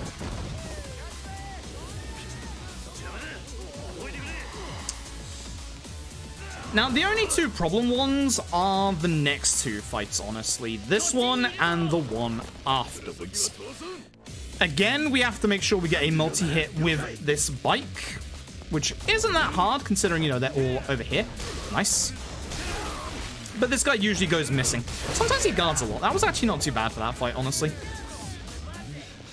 And then we have one more fight down the end here. Now, for this one, you want to make sure that you don't let any of the enemies come backwards down this alley. This is the last one that has a time limit on. It's, again, 30 seconds. It's not that bad. It's a little tight, but in the speedrun, it shouldn't be. Start attacking from this side of the sign, and hopefully we can get everybody. Oh, that man. Wow. Nice aggro. I'm a bit sad that I didn't actually hit him on the way through. That is a little sad because that would have saved me a good bit of time. Despite the fact that the next trigger is right here, we're going to switch to Rush because we want to run all the way down the end of the road where that sign on the left is. And here is your first big example of a large lad. Hello, large lad. So, they're a lot larger than the normal enemies, and they do that. That dropkick right there is the worst thing you'll ever see. They also guard a lot. But also they have a whole bunch of hyper armor. So here's what we're going to do. We're going to hit him with heat attack. Now, we want to come out of this fight with as much heat as possible. So I'm going to make sure I kill him on the floor. And I'm going to grab this sign because it's better than the other sign. Kill him, and then kill him. If the enemy is using weapons, that should have come at that guy. That's interesting. That's one more than usual. Okay. If you need health, those 2 right there. Those are your only 2 health pickups you're allowed to pick up in this run. Either way, you'll know what's coming next.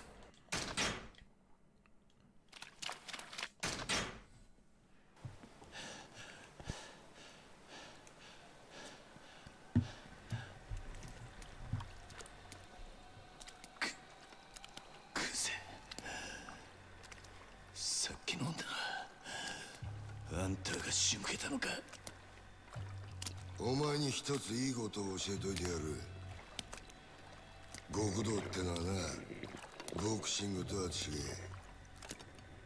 喧嘩に負けたやつが敗者になるんじゃねえ。最後まで張り続けらんなかったやつが負けるんだよ。ああ、そうだろうが。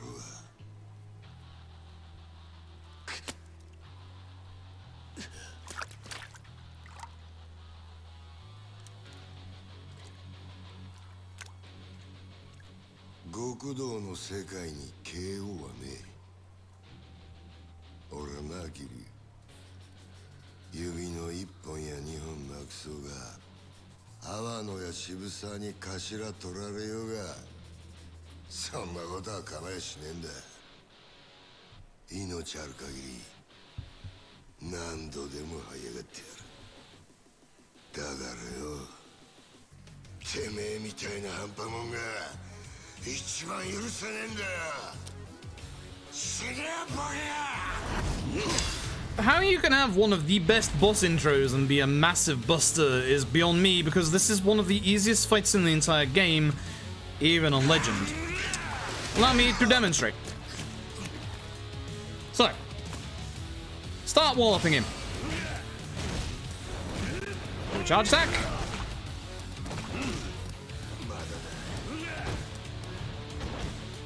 Charge your attacks, and bounce him. Hit him a couple more times. 1, 2, charge that attack, and bounce him. Hit him again. 1, 2, charge it. Hit him again. Do this. Hit a heat move before he goes into his mid-fight QTE.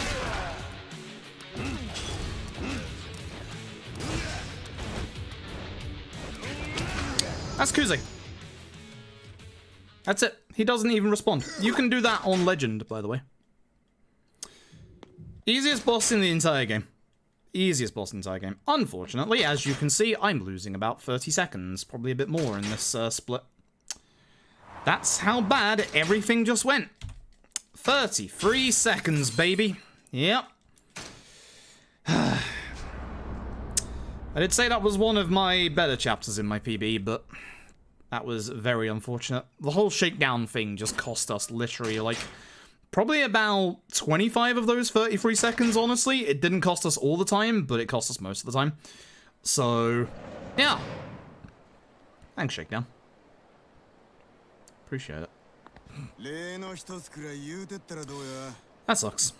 That massively, massively sucks. Run's not over yet, but that's now in a spot of jeopardy, honestly.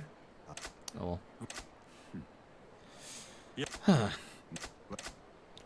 It was fun being ahead for a little while. It was fun being ahead for a tiny bit at the very least.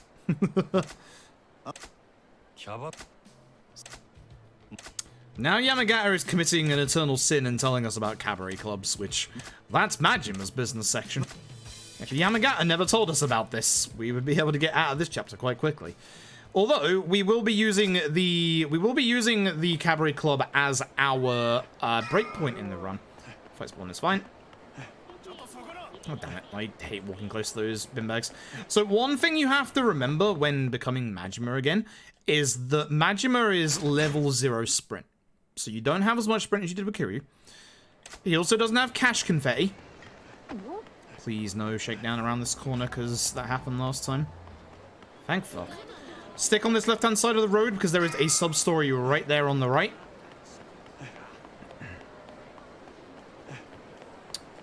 And now we call this the Mahjong cutscene, for obvious reasons. I need to take a thing for my hernia.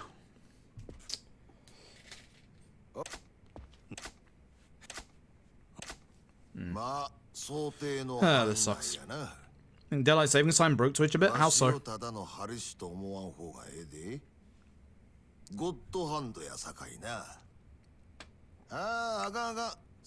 Also, I hope those of you who are in the UK remembered that today was Mother's Day.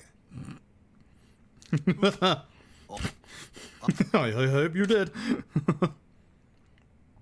Uptime started negative earlier. I think that's just Twitch being Twitch. I mean, the bot should have the correct uptime. Combination of both? Oh, no doubt. たと変わってやりたいわ。あんた、あの女がどないなったか聞かんのか。誠が死んどったらわしを探す理由なんてあらへん。生きとんのやろ。お前。Got 20 minutes, yeah. まだ一遍も人殺したことないな。顔見りゃわかるんやで。1000コ円で踏ん張っとるっちゅうとこや。人を殺せん男がなんで殺し屋なんかやっとる。 Could somebody actually do uptime on the bot real quick? Because I am curious about something. ホンドレみたいなアマちゃんが生きったところで誰もビビらんでいい。わしにはわかるんや。 246. Yeah. So, there is an interesting thing. I think it's one of the reasons why my PC crashes. My OBS says that I've been live for 2 hours and 41 minutes. My OBS never outputs the correct time.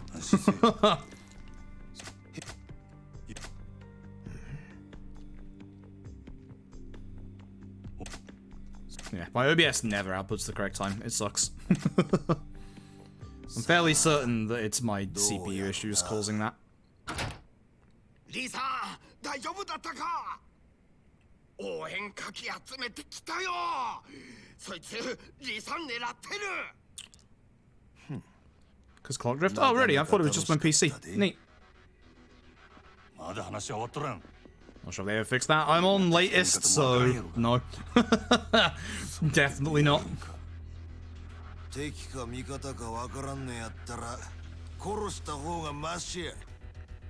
So if you're wondering about me moving my mouth, there's a gastroenteritis tablet in my mouth right now.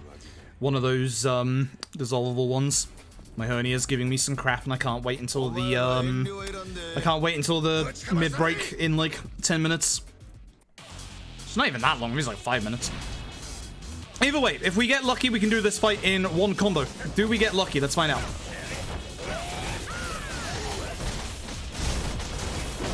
No. This man didn't come over. And now he's going over there. No. That's a shame. But yeah, we don't need any more money on Majima outside of taxi money. We don't get any more upgrades on him. So...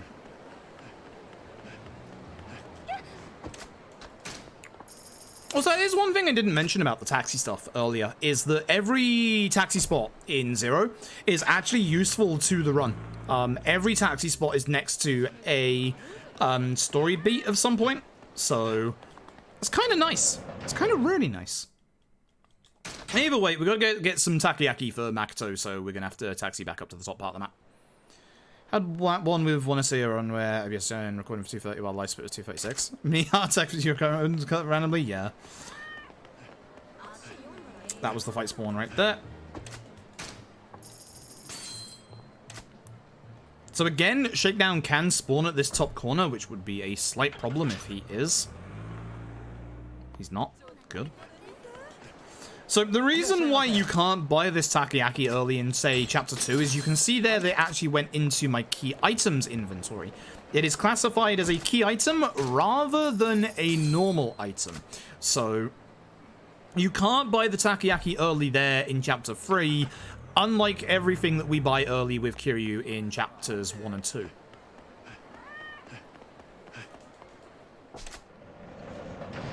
Alright. And here we go. We finally get to the breakpoint. So the breakpoint comes almost pretty much at the halfway point of the run. It's just slightly over the halfway point. If I walk into those bin bags again, I'm gonna yeet myself into them. I'm mad.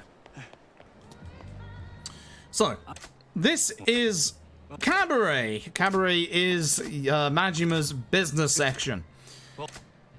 Yes, you have to do one run of this. So, If you've ever seen a K2 run where we sit through Cabaret, it's exactly the same. If we interact with this minigame in any way, shape, or form, we are going to lose time. So we're going to have 3 minutes. I forgot this was the down one. We're going to have 3 minutes of literally nothing. So what I'm going to do is I'm going to go grab myself a drink, and I'm going to recommend to you that if you want a drink or a snack right now, now is a perfect time to do it. So, here we go. Back in 2 minutes.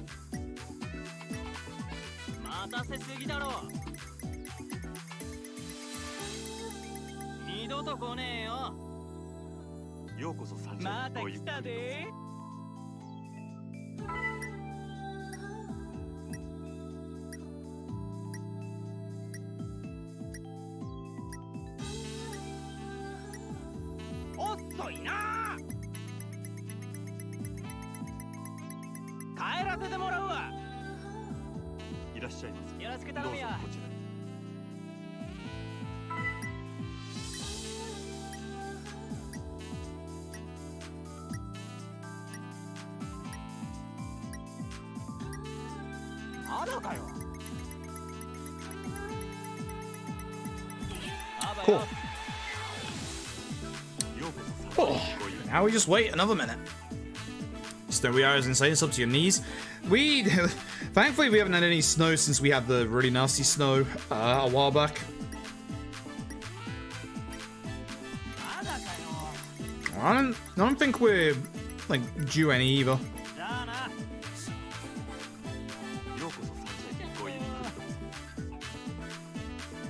Rain on Tuesday. Rain on Tuesday. Good old rain on Tuesday. Fuck Tuesdays.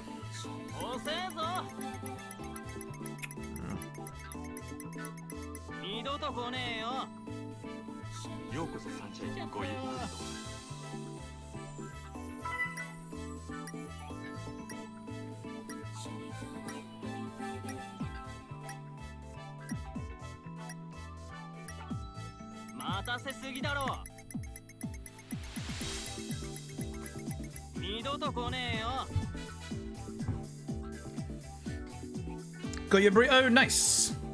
I got Mr. Shakedown. We just had one of the worst shakedown spawns that I think I've ever seen in my life. Not sure if you were here for it.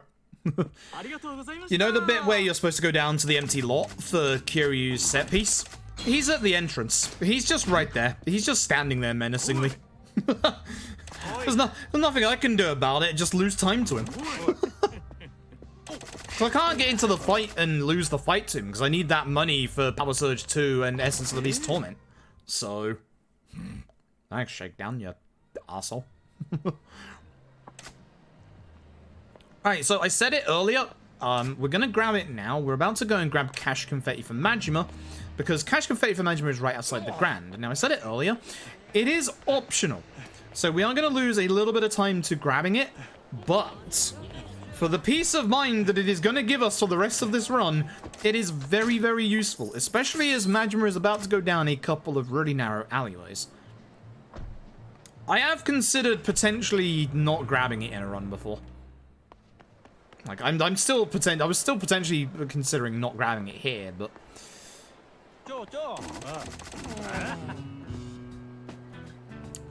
Yeah. Because I need to save time, because I am not saving time right now. I know in my PB I had a very, very good Wenwi too, so I'm very certain the QT killed him. I'm very certain we didn't see his after his mid-fight QT at all, so not worried about that. Ah, wait a skip. Let's see if we can get this off, shall we? So, you will have seen every single time that we've been in the ground so far, you walk in the ground. There's only one way to not walk in the ground, and that's to get your ass kicked by your waiter. So, I'm hoping this guy will push me down the stairs, which he did. I kind of caught the side, but I did save about a second there, so that's not too bad. That's the only way to go fast in here is for him to push you. So, I'm okay with that. That's still like a better than nothing. That's still fine. Sometimes you can push into him instead, and he will buckle instead of you. And then that just doesn't save you any time. So, any time save is better than no time save. There's a speedrun after all. Kinda. Kinda. I guess I am going somewhat fast. Not amazingly fast, but...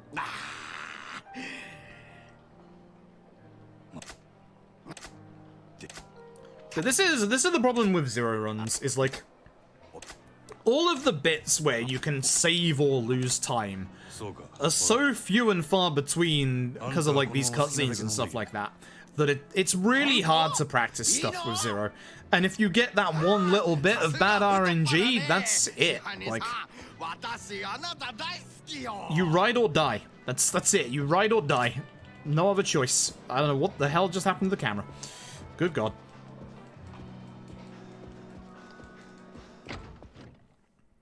Either way, we got a fight outside. Hopefully, if you are very lucky, you can do this next fight in 2 combos. It's usually 3. If it's 4, you've done something horrifically wrong.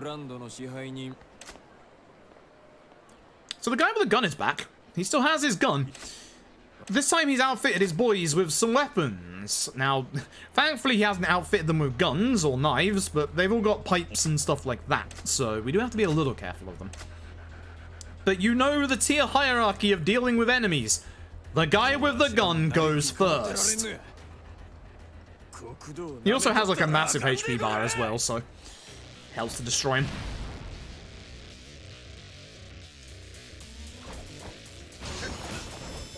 That's unfortunate. Going this way is not useful because, as you can see, it's hard to push him towards a big group of enemies. I'm going to try and realign. 2 combo. Good. Very good. I'll take that. That's why I wanted to reposition myself just a little behind them so that I could try and go into the 4 of them when they were in a line. They kind of moved a little bit, which is why the guy down there worried me because I had to come this way to finish him and then go back for the others. But again, Breaker is stupid.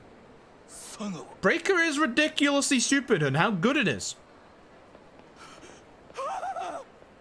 Yeah, I react like that when I see Sagamura as well. This is also one of the bad points where you can get a fight spawn, but now we finally have cash confetti. Unless, of course, it's shakedown, at which point, fuck. Which, considering that's happened once in this run already, not baby.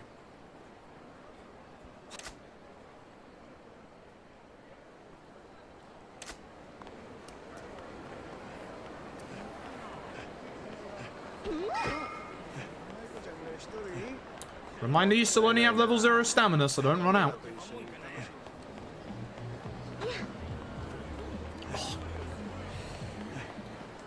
Oh, that gastro tablet's working well. Hitting me right here. That's the good stuff. Fuck.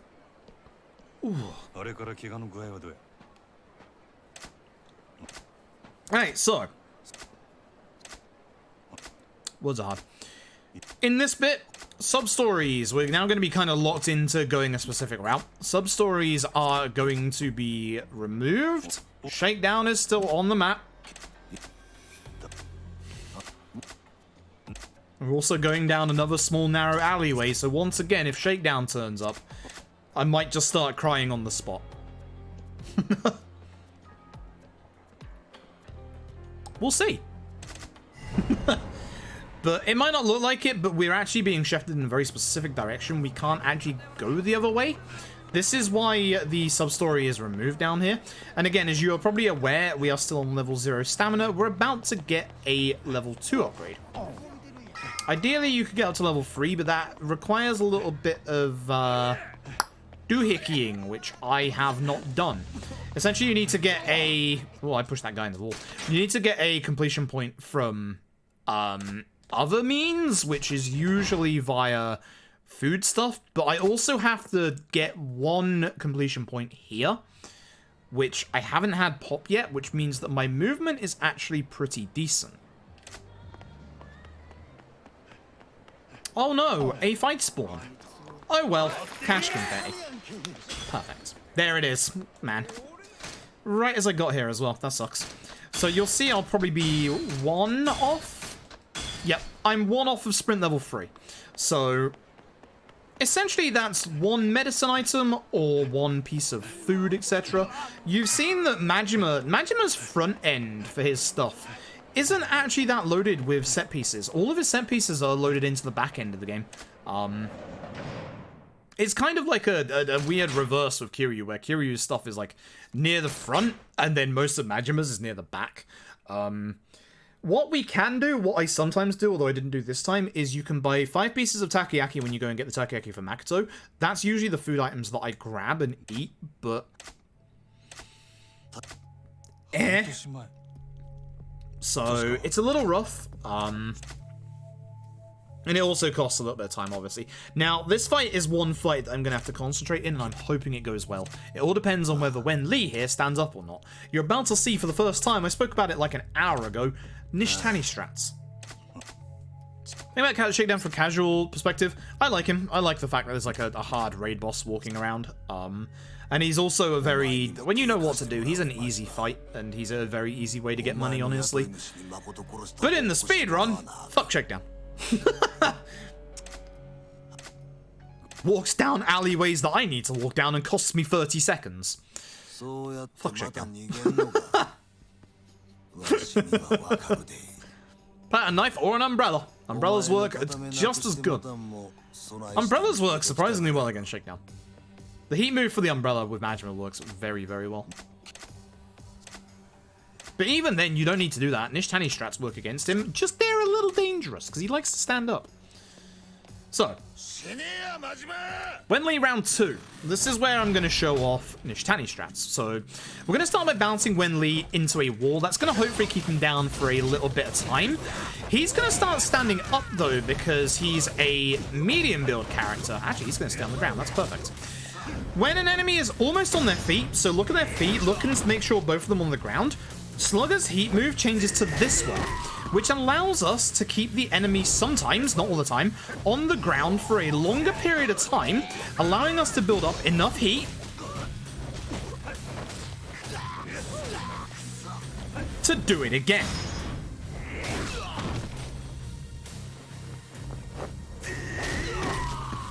Now, remember what I said earlier? All fights need to go through the mid-fight QTE. As you can see here, he'll stay at 1 HP. So at this point, we just do our mid-fight QTEs, and the fight's over. Good Wen Li. So, that's Nishitani strat. We call it Nishitani strat because we first came up with this idea against Nishitani, ironically enough. And it works better against enemies of the same build and structure like Nishitani. It's not so great against big enemies like that lad. So, reason being is that usually, big lads like Wen Li will get up off the floor straight away. I got a very good combo at the start of the fight where I was hitting him in the back instead, resetting him from standing up. Oh, by the way, this is a point where Shakedown can end the run. There's a couple of those points. This is one of them. The one earlier was not one I was expecting. This one is. We have to go to the ground, and you'll see on the minimap we are being shepherded in a very specific direction, which means we cannot taxi.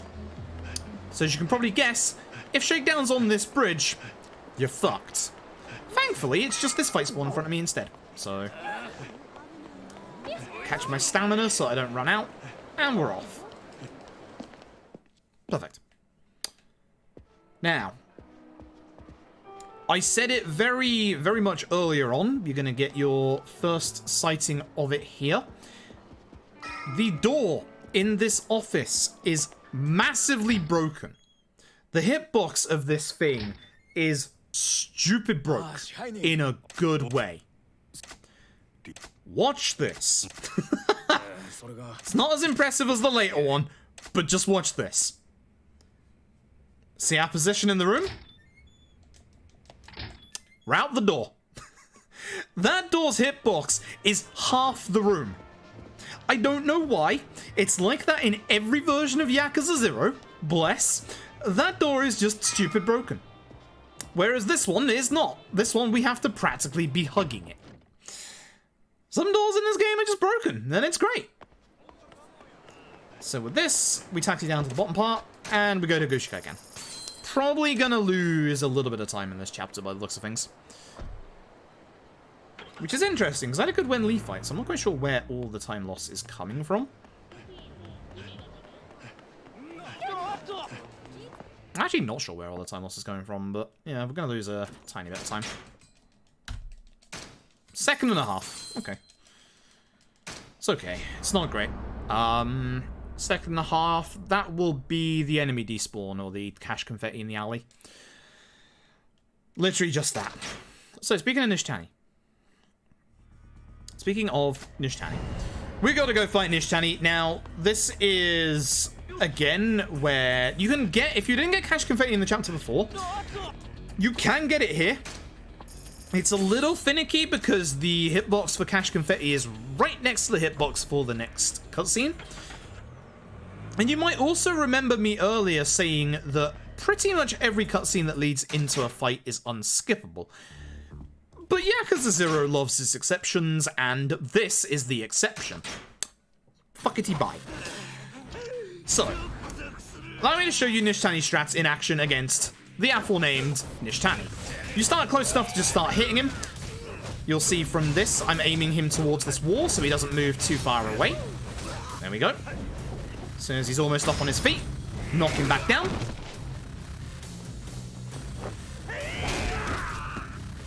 Do it again. Now, Nishtani's mid-fight QTE is actually very punishing. So, we are looking to not do another round. That might be a little too much HP, we'll see. I'm not quite sure.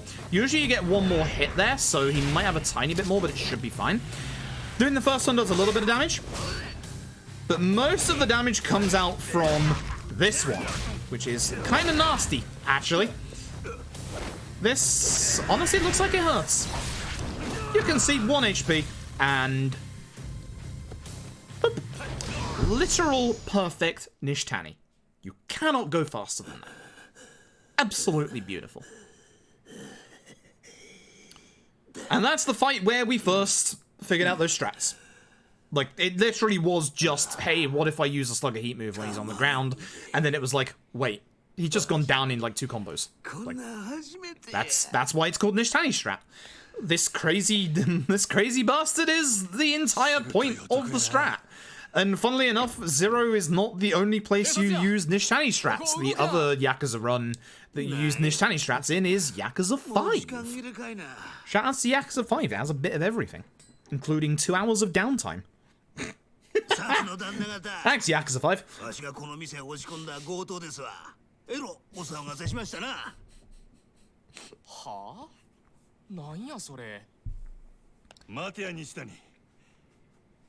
Well, to be fair, yeah, you do. Yeah, baseball man. Baseball man. Just goes to show that Baseball Man was the prototype for Slugger Majima.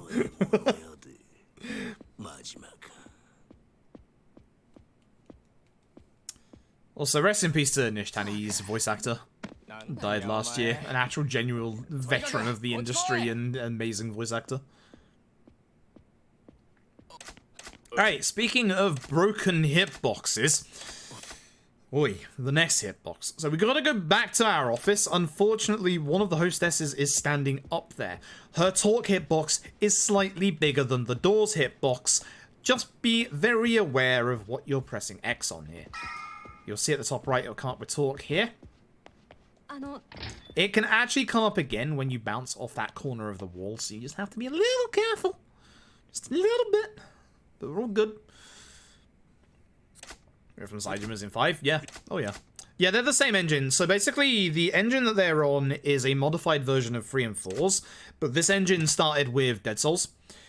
This engine that Zero is on is used for... Obviously, it's an offshoot of the 341, but it's used for Dead Souls, 5, 0, Ishin, Kenwami, and Fist of the North Star. Good old Fist of the North Star.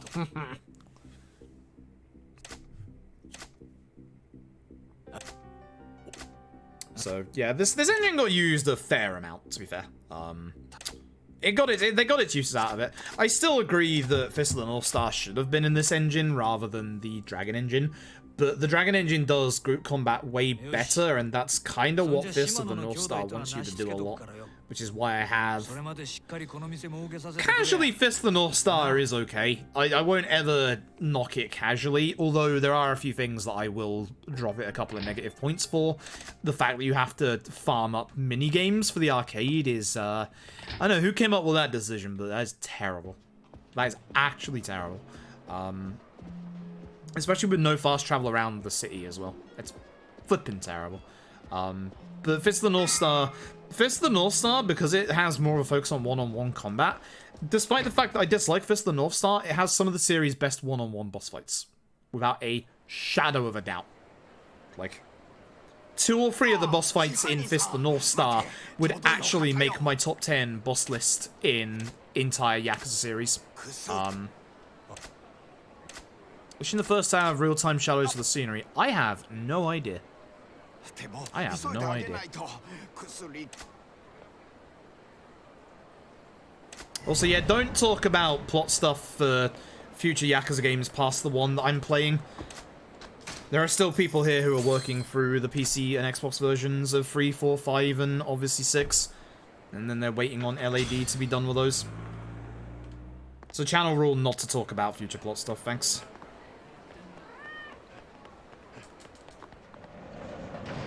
3 had real-time shadows? Interesting.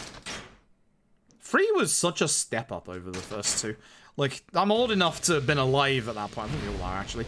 But, like, I was old enough to, like, really be aware of it. And, like, I remember the first time I saw any gameplay footage of 3 and how, like, mind-blowing it was to see, like, a Yakuza game in proper full 3D.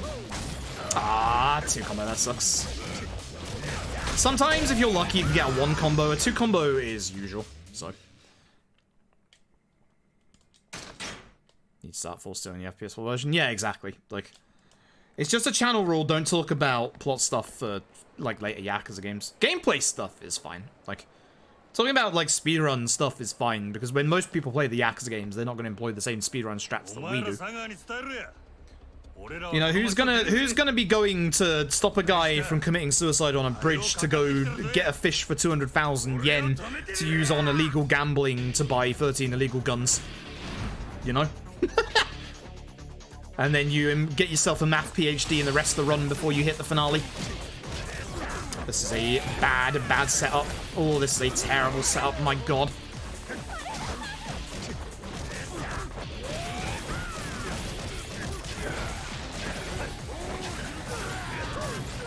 You know, you couldn't have run over just a second sooner. I should have delayed my combo. That is a terrible fight. We're going to lose some time in this chapter.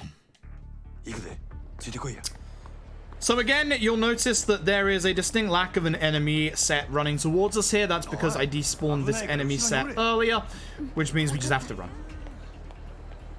Not speedrunners, that's for sure. Now we just sell swords. I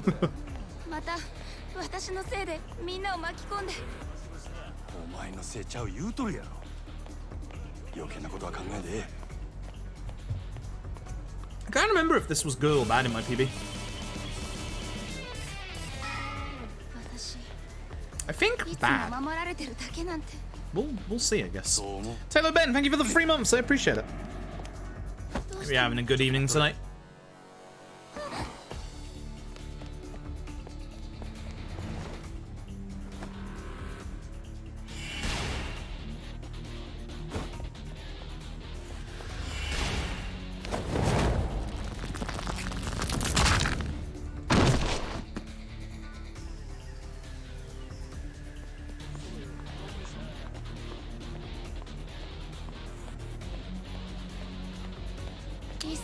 One more fight. This fight is a bit rough because even though they're all, I'd say normal-sized lads, they all act like large lads. They all have a mass amount of hyper armor to their attacks, which is worrying. Look how he's not reacting to me hitting him. Look at how he's just guarding everything I throw at him. Oh no, no. Anybody who aggroes, yep, in this fight gets destroyed. Absolutely not. Terrible fight. Ugh. The 2 fights I needed to go well did not go well. Fuck that fight. They aggro like that, that's just the end of your fight. It's awful. Ugh, I hate it. Yeah, on Legend, that QTE is actually terrifying. Very, very terrifying. Bad chapter. I had a very good chapter in my PB, though, so shouldn't be surprised.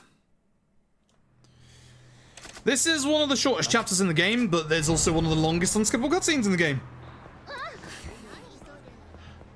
Fun, that. So, off we go. It's also one of the places where I will regularly yell at the game for its bad game design for, because the game only tells you that you need to go find a safe place to get away from the Tojo.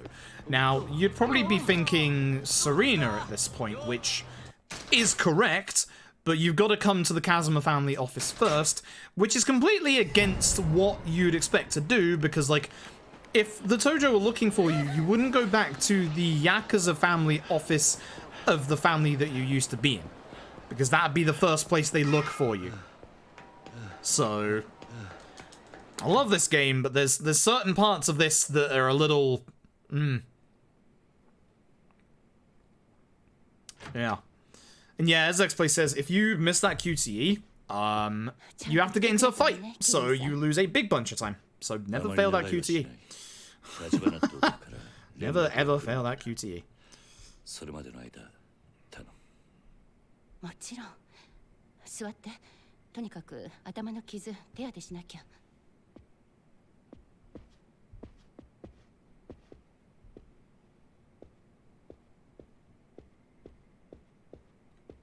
レーナ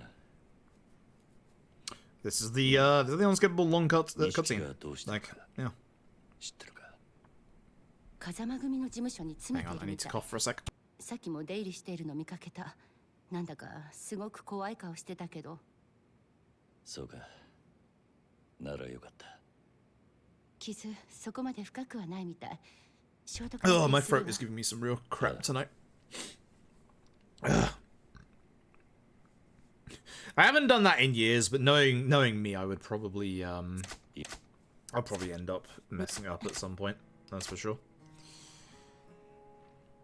Imagine X-Play going into the finale with Shibusawa and using Essence of the Beast Torment immediately.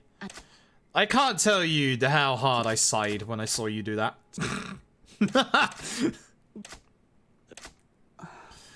When you did that, I was just like, oh, for fuck's sake. Because I knew it would put him into his final set of QTEs. I just wasn't expecting there to be 4 of them. My god, you hit that right on the edge.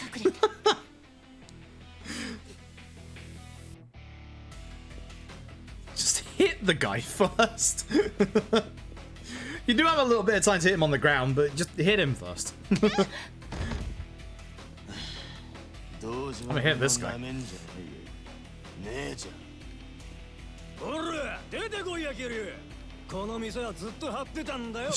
Off. The sheer panic. If that cost the sub 4, I would have laughed my ass off. The trouble is, obviously, with the submission, I see what the time is at the end, so I can't like pretend, you know, oh, you're not gonna get sub 4. Like, otherwise, I would have been on the edge of my seat.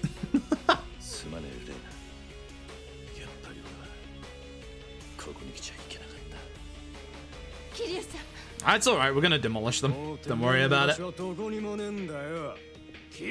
Because we have a very small enclosed space and a lot of furniture.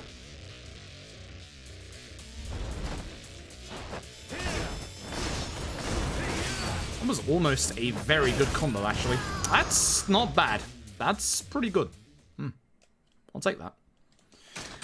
This, though, this is the fight where your actions matter.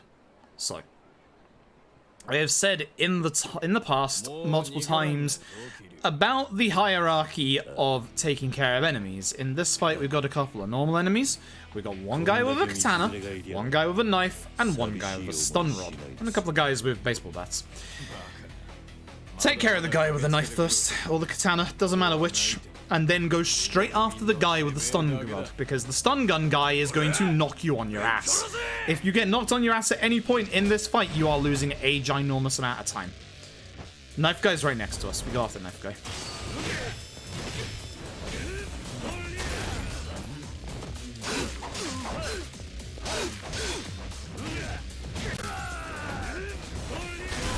If we can get the sword, it's pretty good as the second weapon.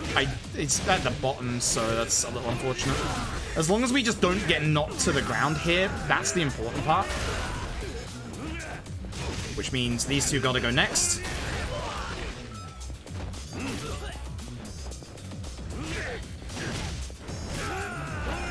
Okay, that's fine. That's okay. You don't actually do as much damage with a sword as you would expect to.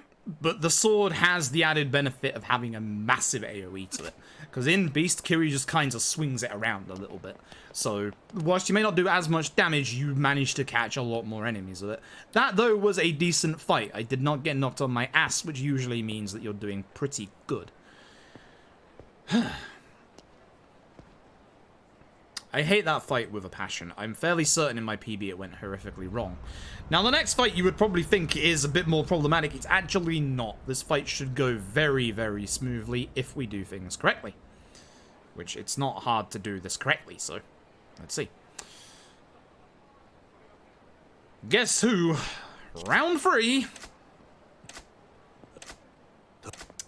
Oh boy. This time, he brought friends.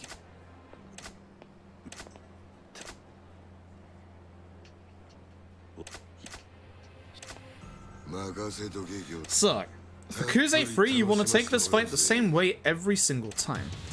What we're going to do is we're going to go to the right, shuffle forward to the right, dodge his attack, take care of as many enemies here with the sign as we can, make a note of where the knives are. That is important.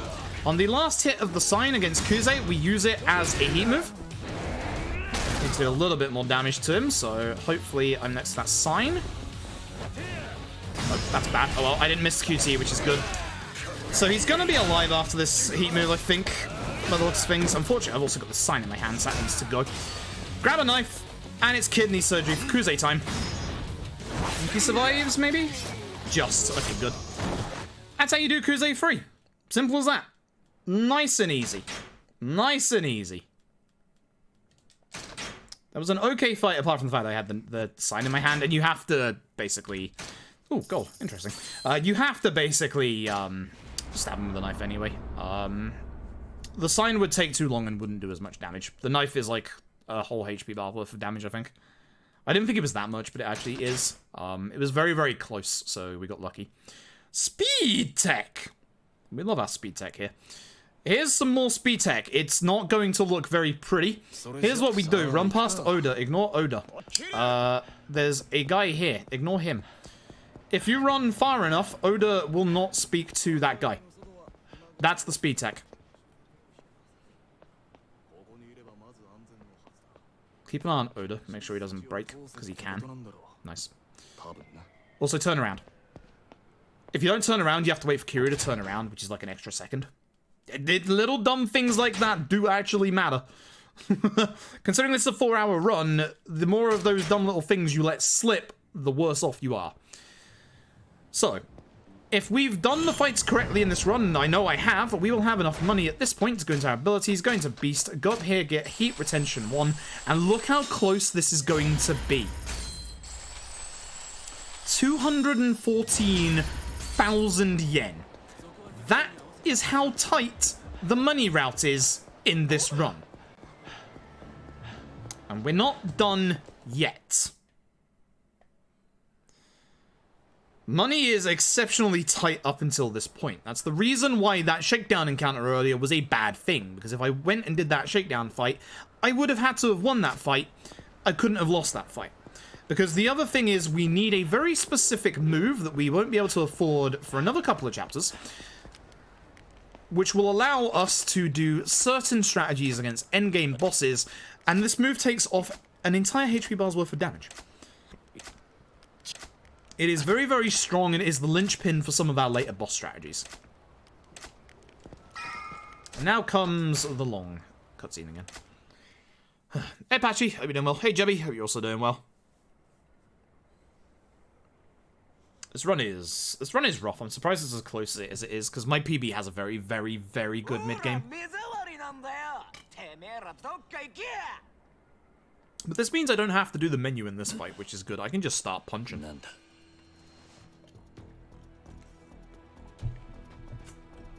Which is good, because sometimes the enemy can move about a little bit, so. Vibin? Nice. Nice. I'm bad vibing right now. I'm not in the best of moods, honestly. And my hernia is giving me some shit, which I hate it.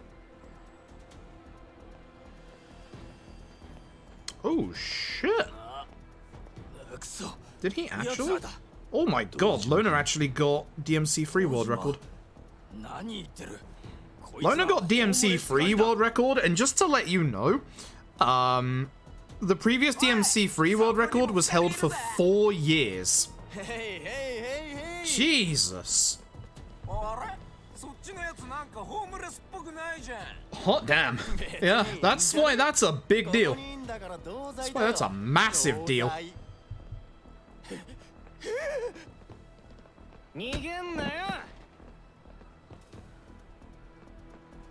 That is a massive deal. Holy shit.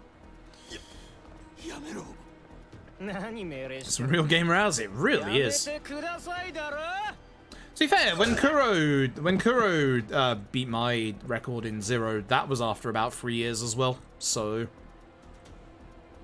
Kuro did something very similar with this.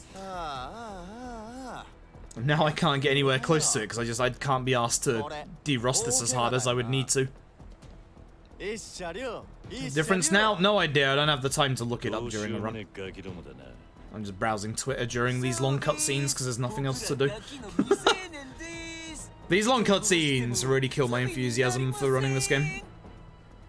They used to be fine, but right now, eh.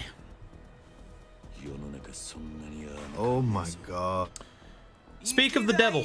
Speak of the motherfucking devil. Loner, congratulations on DMC free world record. I just saw it on Twitter because this is the longest cutscene in the world and I hate it. Massive congratulations, Loner. Massive congratulations. 4 years? Is that what we're hearing? 4 years? Holy shit, dude. Massive congratulations. I cried this hard? I can imagine. Massive congratulations. Watch me punch these guys. I don't want to pick up that baseball bat. Baseball bat, okay. Baseball bats in Yakuza speedruns are terrible, apart from Yakuza Kiwami. Thanks, Kiwami, I guess. Terrible that being free combo, it should be 2. Oh well. But massive, massive congratulations. That's insane. That is a very good time. Okay, free that. Alright. Free freeze for DMC free? Alright. Alright. Alright. I like number play like that.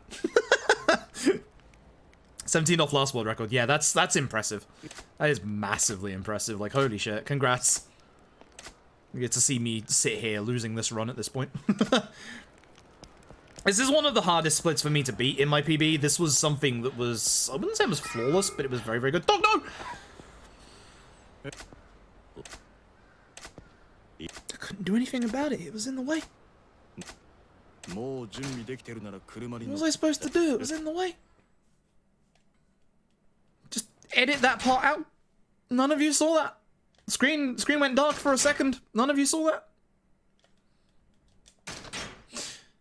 Damn it. Fuck.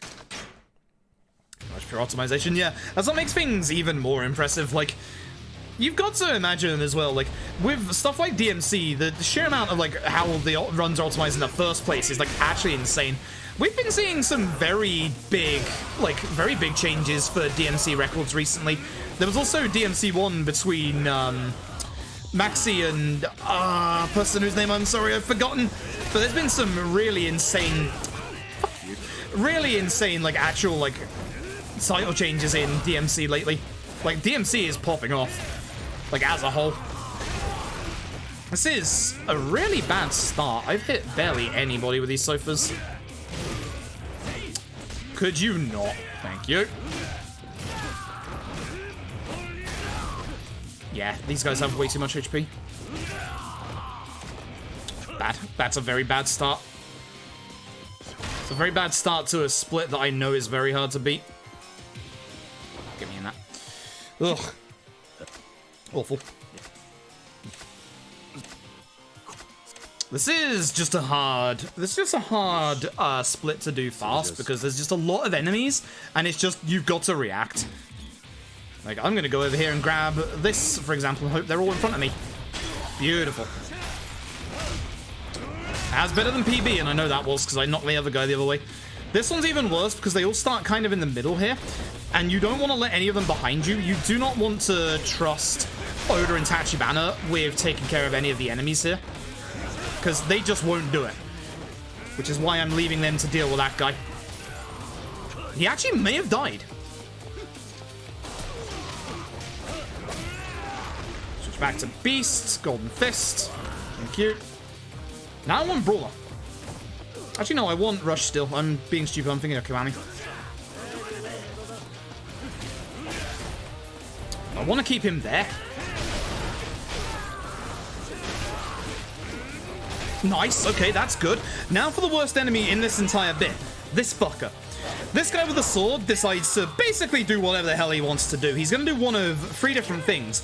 Nothing, dodge, guard. I want him to do nothing. But the odds on him doing nothing is exceptionally small. If he does nothing, I can hit him. If he does any of the other 2, I won't be able to hit him, and he'll hit me. Which will cause me to have a massive time loss. Also, guarding sucks because I lose the hits on my actual sword, but you can, if he guards and you break his guard, you can basically get 3 hits off on him, so it's not the worst. The worst is the dodge, because the dodge usually ends up with you on the ground. Which sucks. Stream DMC on a fishing rod. Oh. Oh my. Oh no. I would rather not. I am probably going to eventually, myself and another streamer called Nico Hart, we're going to do a speedrun race of Yakuza 0 at some point. He's going to do it on steering wheel. Because I've had like years more... Fuck you. Because I've had years more practice, I will be doing it on a DDR pad. So, look forward to that. I was really hoping to hit him with that hit. Oh yeah, they took care of him. Good. I'm getting very lucky with the NPCs actually doing stuff in here, because they usually don't. We're going to run down here. We're going to grab one of the lanterns. Not the first one, but the second one, because the first one is a bit better positioned for us for the second part of this fight. I need to take care of like 1 enemy here or something. Okay, 2. Yeah. The trouble is, this mid-fight transition takes that lantern away from us, which is what we need for the rest of these enemies. I'm going to have to run back. I'm going to have to do old strats. Sword guy's back. We don't have our sword. We do have these lanterns. Hoping he attacks, which he does, because then I can just take care of him reasonably quickly. Unfortunately, everybody else didn't get too close, which means I'm going to have to just start attacking and hope that they actually get aggressive for once. I know why you're guarding, sir, but get out of here. How much HP do you have? Yeah. That felt slow. That felt bad. 233.25. That doesn't feel good. That doesn't feel good in the slightest. Oh dear. That sucks. Dance pad plus guitar hero. I'm not probably going to go that far, but it'll probably just be dance pad. So I'm going to do that one day. Don't know when.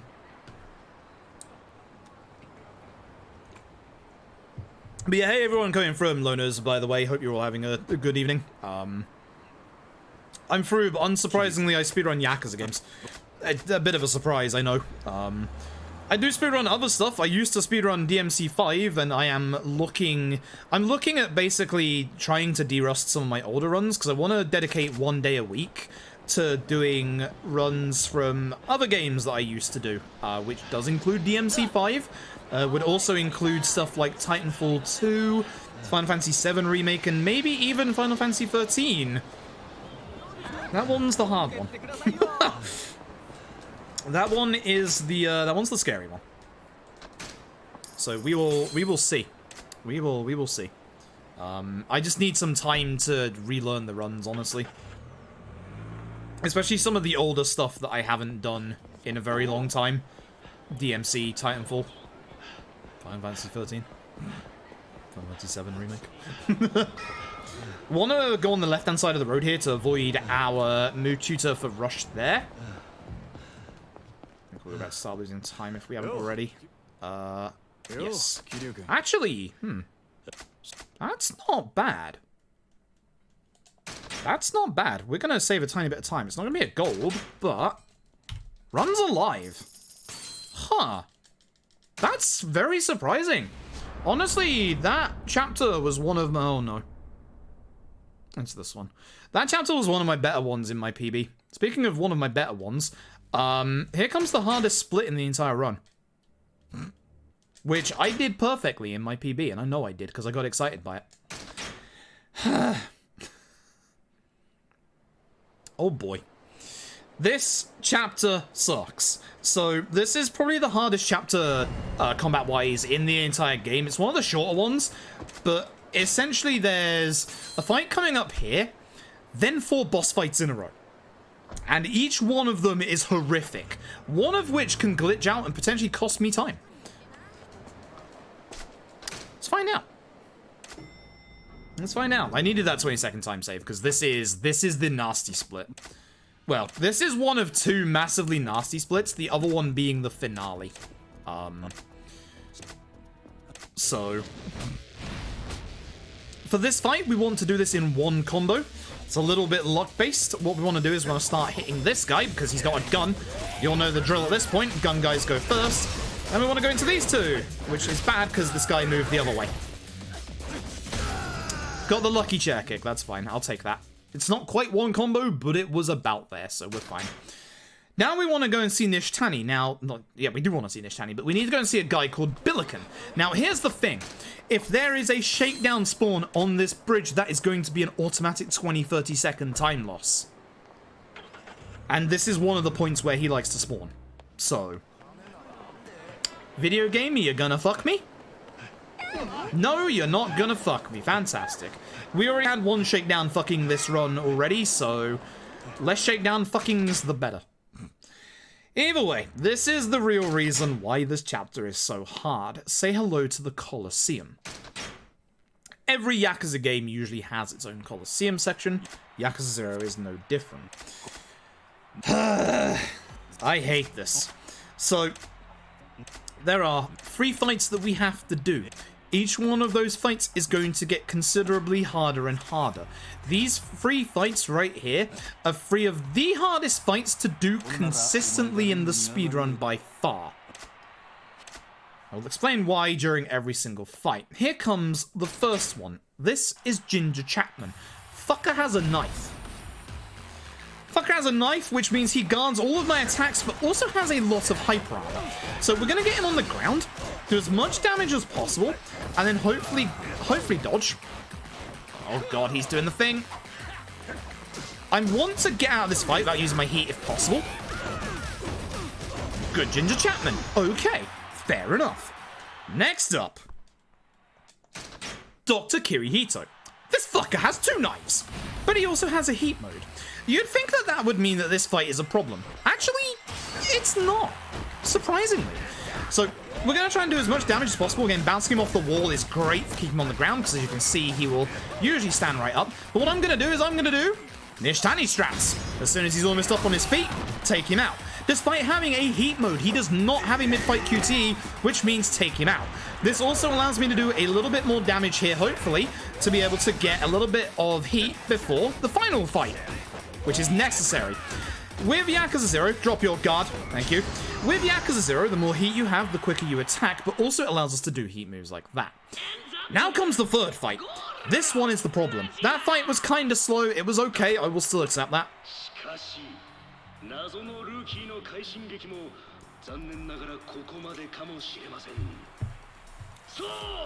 I love LAD too, but just as a warning, don't talk about plot stuff for later Yakuzas past the one that I'm speedrunning. There's a lot of people in here who haven't started LAD yet because they're still playing through 3 to 6 on PC and Xbox, with obviously 6 coming out this month. It's just a local rule that I have, that if I'm doing runs like this, I don't talk about the plot stuff of future games. Gameplay and speedrun stuff is fine, but plot stuff, no. So, this is the aptly named Dead Puncher because he punches your runs dead. Now, he doesn't have a knife because he doesn't need a knife. He has a massive amount of hyper armor, the most out of any boss in this entire game. So, here's hoping, and here's the other thing, he doesn't stay on the ground. If you knock him on the ground, he doesn't stay on the ground, which makes him an even harder fight. Sometimes he will if you bounce him off the wall. Now here's the problem with doing Nishtani's strat here. He's going to get up into his heat mode. That's bad, because we're not going to have any more heat. And his heat mode basically makes him hyper aggressive. Actually, if he stays down, this is good. Please stay down. Nope. That sucks. That counts as a hit. You can see it drained my heat. So now, you saw there, I very intentionally moved backwards when I attacked. I waited specifically for him to start attacking so that he wouldn't guard against my kick. That is a good Dead Puncher right there. I had to salvage that a little bit at the end, but that is a good Dead Puncher. Very nice. Very, very nice. I'm okay with that Colosseum. That is an okay round of Colosseum. That is good. That is what we need right here. That is very good right here. I'll take that. We're not out of this chapter yet. We still have one nasty fight, and this fight can glitch out and cost me about 10 seconds. It's a little random whether it does or not. We'll see if the run decides it wants to continue or not. Let's see what time we're at going into the prison stuff. Because that was a very good Colosseum. I'm happy with that. Even if I lose a little bit of time in this chapter, I'm actually happy with that. Like, it's very hard to get a very consistent Colosseum. 2:41:45. 2 minutes at this point. It's not too bad. If we have a good Nishtani, then we won't lose too much time. So we'll see. The big split remaining in this run for me to save time is the next chapter. Nishtani round 2. Please don't stab me. I love you, but please don't. Nice, I got him. Push him towards a corner. Doesn't matter which. Pushing him towards a corner keeps him down on the ground a lot easier, as you can see. And now we're just going to do Nishtani strats. We're going to try and keep him down until he's on 1 HP. So once again, start off with the combo. Sometimes, very rarely, Nishtani will get up straight away. Shit. That's the other thing that can happen. We did not want to see this early. He has more HP than we want him to have at this point. I am gonna have to do backup strats. Which is fine. I am okay with backup strats as long as he doesn't glitch out. And backup strats might stop him from glitching out, actually. So, he has 1 extra QTE that we have to see before the fight will end. Right. Up you get and behave. Okay, that's fine. That's fine. I'll take that. It wasn't a quick QTE, but that's fine. This will end the fight. Say this quietly. That might be a gold. Even with that bad Nishtani. It's not a gold, but we're going to be ahead. What happened in my PB? I thought I had a good PB here. Alright then. Alright then, and I know that this is the split where I can save a bunch of time. This is the big one. This is the one where I'm going to concentrate for a while. This is going to be a very long set piece. It's about 10 to 12 minutes longish, and it's hard. It's very nasty. This is usually the point where my arm starts seizing up because of all the amount of actions that I'm about to do with Majima. Oh boy. Well, I do like my roller coaster speedruns after all, so here we go again, I suppose. This is the Camellia Grove. This is one of the longest set pieces outside of the finale. It's also one of the hardest because of all the different enemies that are in here. It's also home to one of the hardest bosses in the game, but not in the story. We'll speak about him when we get to him in a second. You definitely wasn't a doubter. To be honest, I would be doubting after what happened earlier with Shakedown. Considering I have come back twice from being 30 seconds behind should show you how much time save I have in this run, but at the same time it can also show you just how bad RNG can mess you up. Now the nice thing is, as of this chapter onwards, we don't actually have to worry about Shakedown that much. The only time that we really have to worry about Shakedown is gonna be the finale. So at this point of the run, for the last like 2 hours, or the last hour or so, you don't really deal with Shakedown at all. Which is great. I'll explain why in the next chapter, because the rules come into play in the next chapter. So, this is the Nikkyo Consortium. These lot are basically Tojo, but they're not flying the flag of the Tojo. They get up to all their dirty dealings, assassinations, all of that jazz. All of these enemies in this set piece have a disgusting amount of hyper armor to them. Beginning with the normal ones here. These guys also dodge a lot. Basically, these are the worst version of normal enemies that you can find. They're only here. This should be a one combo. If we get a good pattern here, which we didn't, this should hopefully be a one combo. Salvaged. Good. When the first guy jumps out of the water here, he's going to have hyper armor, so I'm just going to attack straight away to stop him from hitting me. And then go into the rest of them. This is actually setting him up here. If any of them, and I mean any of them aggro, you fight them immediately. Do not let any of these enemies aggro. There's your hyper armor. See as well how my first attacks aren't actually bouncing off them? That's their hyper armor basically reacting as well. That's okay. Usually you can take care of them in one combo, but that's fine. I did get interrupted, so that's fine. In this part, we're going to go after certain enemies at a certain time. For the first one, we're going to just push these two into each other and into the rest of the room. Now, you might remember me saying in the past that you want to go after large lads. We're actually... Nice taunt, get out of here. We're actually going to be breaking that rule and going after this guy instead. That guy... Wow, that large lad actually tried to dropkick me. Unbelievable. There's the hyper armor again. That guy that we took care of is a knife thrower. The knife throwers actually interrupt your combo from all the way across the room. It's fine if you let them live, because again, you can just start off by going into the next combo. The one to be worried about here is this guy that I'm hitting right here. He has a purple mark on the minimap. He has a move that can stun you. He is a mini-boss. I'm gonna leave the other guy because I actually can get free hits against this guy, which doesn't happen very often. Most of the time, you're usually left with using a heat move against this guy because you can't combo. This is good, though. Drop your guard. That's not good, though. There's the thing, and it has massive hyper armor to it. Usually, you don't want to do too light strong, but I had to there. I just lost 5 seconds to that fight just because he wouldn't drop his guard.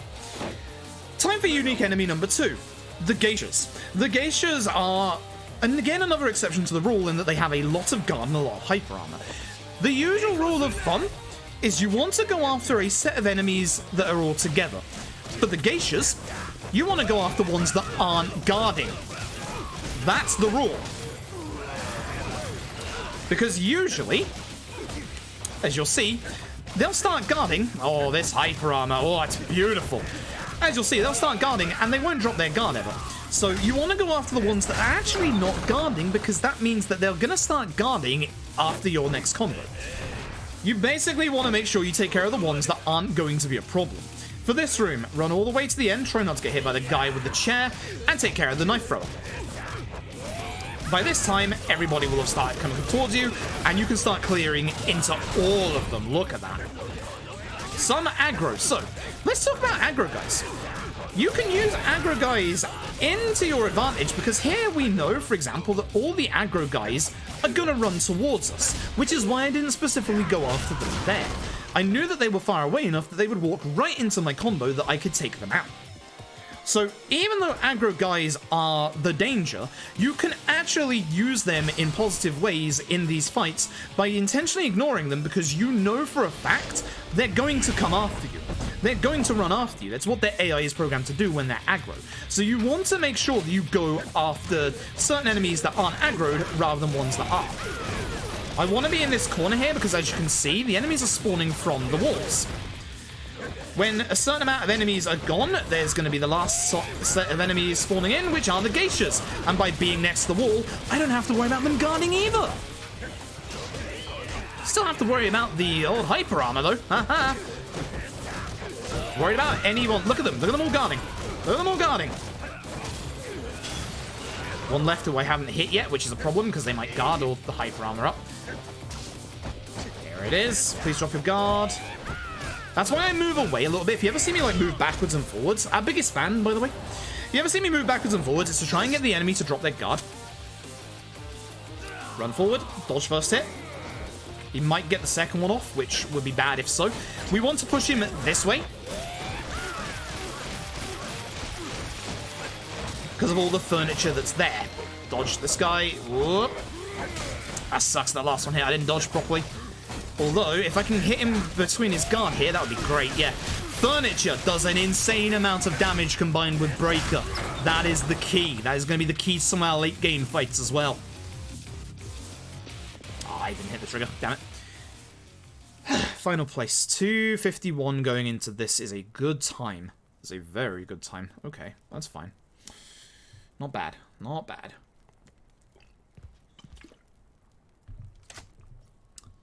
Right. Sarah. One of the hardest fights in the game, but not actually in the story mode.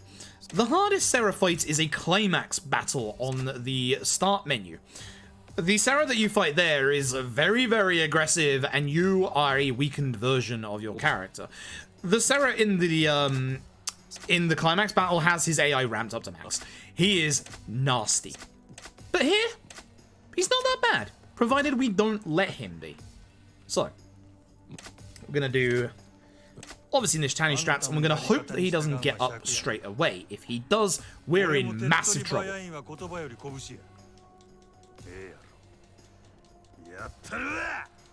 But this hasn't been a bad set piece so far, so hopefully we can do a good job against Sarah here. So, as you're probably aware, run a bit forward and then start off with a full combo. Knock him into this corner if possible. This is a good corner. He doesn't move away too far here, which allows us to do his tiny strats. Again, I'm trying to position myself in a position where I can start hitting him so that I don't push him out of this corner. He tried to get up straight away. I missed. That's bad. That's very bad. You do not want to see his second phase. His second phase is bad. He now has a counter. And that's what makes Sarah so hard. Usually we get into 1 HP and then just end the fight. Now, I just don't want to see said counter, so I'm going to be trying to get behind him like this and just trying to cleave him with attacks. Because as you can see as well, he doesn't like going down. There's the counter. And he stuns. What was a good chapter has turned into a kind of bad chapter. I'm going to save some time, but I could have saved way more. But we are going to save a decent chunk of time. Ooh, that is 29, almost 30 seconds right there. We have it all to lose at this point. This is where things are going to get hard, because every one of my splits from this point is a very nasty split. I told you that that was going to be the split to save time, and here we are. So, Chapter 14. I can now talk in a bit more detail about why Shakedown isn't a problem for the last hour of the run up until the finale. when you are playing as a character not in their hometown, which in this case Kiryu is Kamurocho and Majima is Sotenbori, you do not have any sub-stories and you do not have Shakedown. Shakedown is not going to appear with Kiryu until the next chapter. But in the next chapter, the majority of the time we're going to be with Nishiki anyway. So we're not going to get Shakedown spawns. Majima, for the rest of the game, is going to be in Kamurocho. Which means that Majima will never, ever, in this run, have to deal with Shakedown ever again. Kuro's not sweating. I can't save enough time to sub Kuro at this point. If I came into this one like 40 seconds ahead, into the previous one like 40 seconds ahead, maybe at that point, you can see where, like, I've literally come back from being 30 seconds behind twice. I've already lost over a minute in this run alone. Like, the early game of this run sucks. It's terrible. It's awful. Either way, we're gonna go taxi. Good fight spawn. There's usually a good fight spawn here. So, for those who weren't around earlier, Chapter 5 was a 5-minute real-world wait. What we're going to do here is we're going to go and speak to Oda. He is going to go and wait for a phone call from Tachibana. This phone call takes 15 real-world minutes. Also, one more time, final time on the right-hand side of your screen, libido, everybody. So, with this, we are going to start a 15-minute real-world wait, at which point you're probably wondering, okay, we're about to just lose 15 minutes, but if you look at my splits, we get done within 15 minutes. So, here's what we're going to do. Unlike the Chapter 5 skip, there is an extra little trigger. There are 2 hidden triggers around Sotenbori, one of which is in front of the Grand, the other of which is this one. The reason I'm going after this one, even though it's not as close to the taxi, is because the one outside of the Grand has a big cutscene in front of it. At which point, I can just run back to this taxi. It doesn't really matter which one you go for, they're kind of pretty similar, but this one's just slightly faster. So what I'm going to do now is, I'm now going to go over to Club Sega, which if you were here for Chapter 5 earlier, you know that certain minigames are a certain period of time in this run. Space Harrier and Outrun, as I said earlier, are between 7 to 10 minutes. That's not one of the triggers, that's just me getting my camera into position. It's a little longer to walk around outside the side. So, we're going to play Space Harrier. Except if you've been listening to me so far, you'll know that one round of Space Harrier is not going to be enough. We need to do 2 rounds. We need to do 2 rounds. So, there we go. Perfect. Look at that. Easy peasy. Once we have done this second round of Space Harrier, we're going to quit out. We're going to leave immediately. And we're going to get the cutscene that allows us to continue with the story. And that, over the course of this entire run, has saved us 20 minutes. 20 minutes. The reason we found out was because of this chapter. I was mad we couldn't do karaoke during the run, so I wanted to do disco. Well, actually, I wanted to do karaoke, but you can't do karaoke as Kiryu here. So, what I did instead was I went to do disco. And when we came out of the chapter, I lost 8 minutes. And the only thing I did differently was disco. So we started wondering to ourselves, why did I lose 8 minutes? And we brought it back to disco. And fair enough, we decided to try other things. I loaded up a Chapter 5 save, went to Club Sega, went in, quit out of Outrun, got the page immediately, which made us think, ah, there's something there. Came back to this chapter, quit out of Space Harrier, didn't work. Quit out of Space Harrier a second time, didn't work. Okay, something's wrong here. Went down to Higuchi Kaikan. As soon as I did that conversation, got the phone call. And that's it. Now for this bit. This bit can glitch. Did this bit glitch in my PB? Question mark? I didn't kill the guy on the right quick enough, that sucks. If you kill a certain enemy too fast, I'm fairly certain it's that bike guy, the camera will glitch into the floor. And you have to wait for as long as the game wants to rectify that, which can take a very long time. It can take up to a minute. Now, Kiwami's version of this has bloody mouse support. Zero's does not. Much to my chagrin, because mouse support makes it real fast. Shit. See the camera try and snap back there?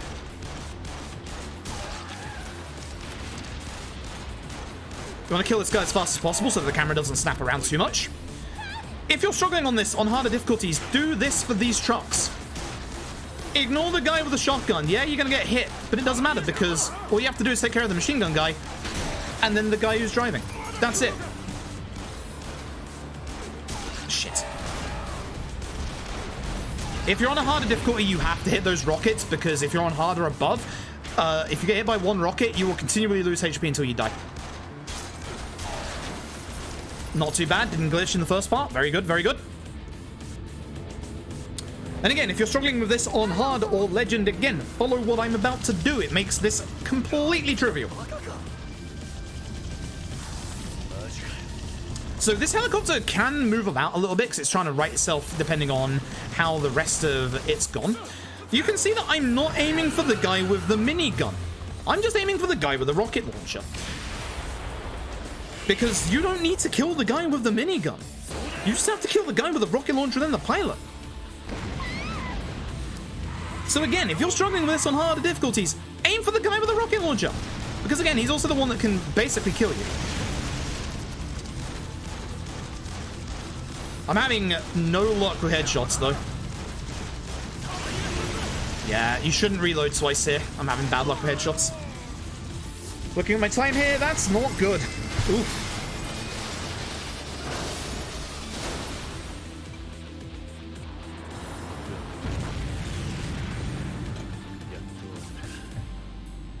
I can't remember if my PB here had the glitch or whether it was good. I think it was good. I'm fairly certain it was better than that. So, we're not quite done yet. We have one little set piece left to go. So, we're going to get a whole bunch of plot exposition. And then we're going to get into the meat and veg of this set piece. And it is a big set piece. If you don't want spoilers for Yakuza 0's plot, by the way, now is the time to look away. Because there's going to be some real big plot stuff that happens that is unavoidable. So, we're going to start off in this fight by using the cart on the left. It's a little awkward because it's one hit into two hits. But it's going to stop everybody going after Makoto. More importantly, we're going to grab this barrel. The barrel, as you can probably tell, is amazing. Now, I don't mind people going after Makoto here because actually that gets them over a bit quicker. This is a bad start. Now comes Circular Sword Guy. Circular Sword Guy is a massive pain in the ass.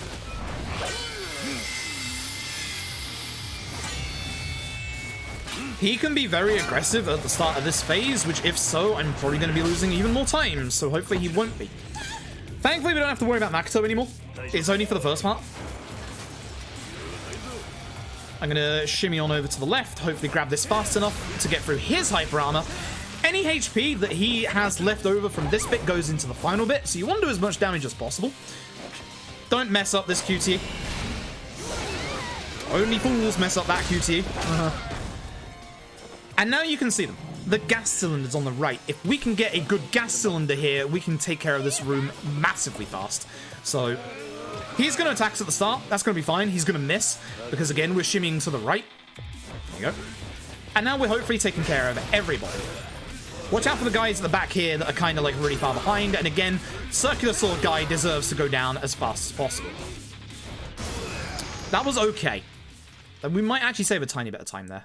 There's a couple of cutscenes to skip through, so maybe not. Not gold, but we might save a tiny bit of time. Not too bad. Only a tiny bit. That's good. It's good. Not losing time. Nice. Nice. Okay. I want to say the Kuze fight in my PB went bad. It's the thing that's been screaming at me the entire time. So, this is the other chapter why we need to save all of our money in this run, because we're going to be getting a very specific skill, the final skill that we end up getting in this speedrun. I spoke about it earlier. It is called Essence of the Beast Torment. You will see it in this chapter. hopefully no teleporting Kuze shenanigans. I swear to God. This is why we don't have to worry about Shakedown. We run over here and he doesn't have the chance to spawn in here. Thankfully. Also, we're in the middle of like a 20-long cutscene skippable part, which is really nice. This next fight is a little awkward. There's a couple of carts in that corner and behind me. We want to use those. The chairs are okay, but the carts are better because they do more damage and they also have more of an AoE on them. So if we can just cleave these guys as much as possible. It's okay keeping them there. That's the bad one that's already used up. That sucks. That's going to cost me some time. And the other one moved away. Okay, chair it is. At the end of the day, if you have to use a chair, it's fine. This is definitely a little slow. That's unfortunate. I'm gonna have to hope that we have a good Kuze. That's it. Hey, IBS, hope you're doing well. It's going alright, actually. This run is better than I expected.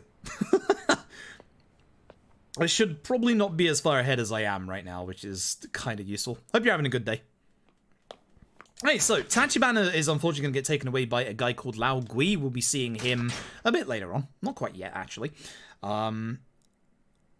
This is where I am probably going to be getting said move.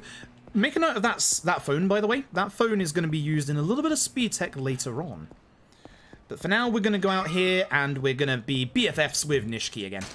So this is a bit of a rough fight. Those two in the middle have 2 HP bars.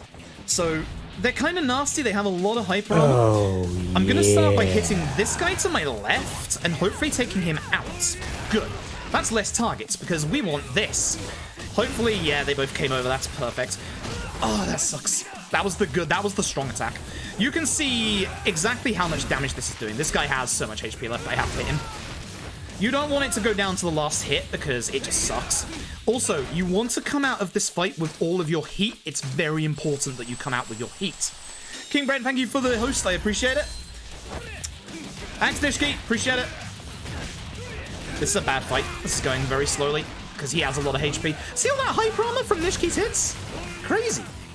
But this guy is one of the worst fights in this entire bit. I have to dodge to get around him. Nishiki, that's actually not helping because that brings his guard back. Oh, this is terrible.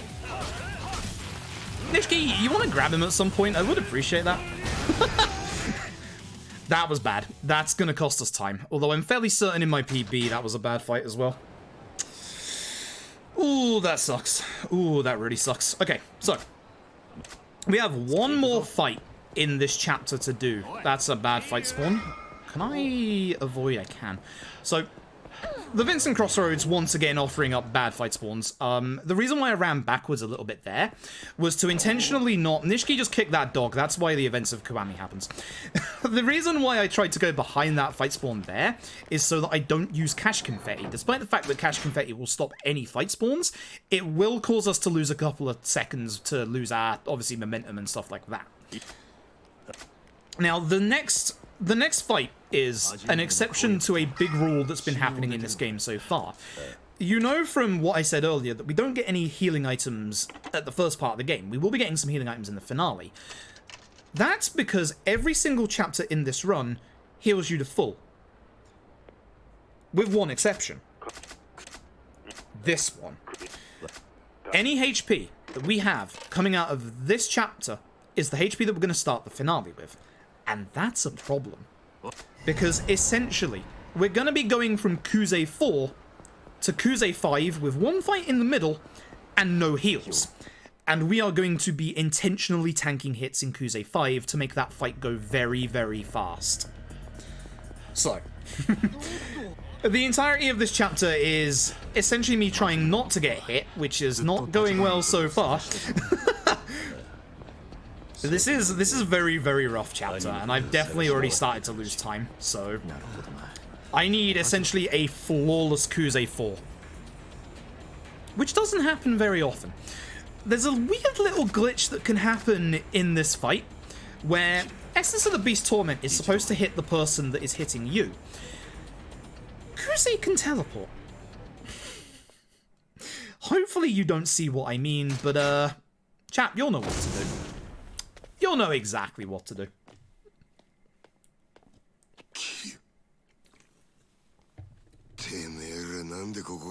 I love that some cutscenes actually aren't skippable. Because despite doing this run for 3 years, this never gets old. そうかい。なるようになっちまうもんだな。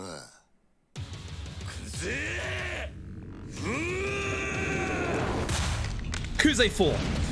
The reason why you want to keep all of your heat is the start of this fight. Again, I said it earlier, with Yakuza 0, when you have more heat, you attack faster. This will allow us to hit Kuze. But also, if Kuze hits us, we have Essence of the Beast's Torment. So, start off by attacking straight away. Oh dear. Ah, I just had it at the last second, I messed it up. So this is Essence of the Beast's Torment. Watch Kuze's HP buff. This is going to be a bit of a slow fight, but this is fine.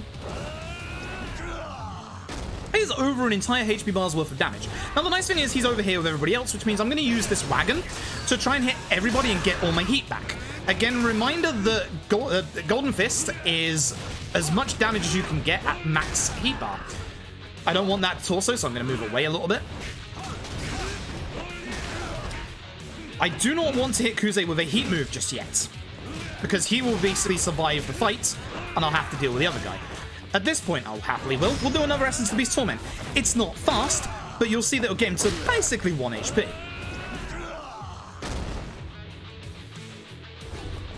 Oh, hello. How are you doing? Nishiki, you had one job. Stop walking. Oh, Kuze. Nishiki, could you do me a favor?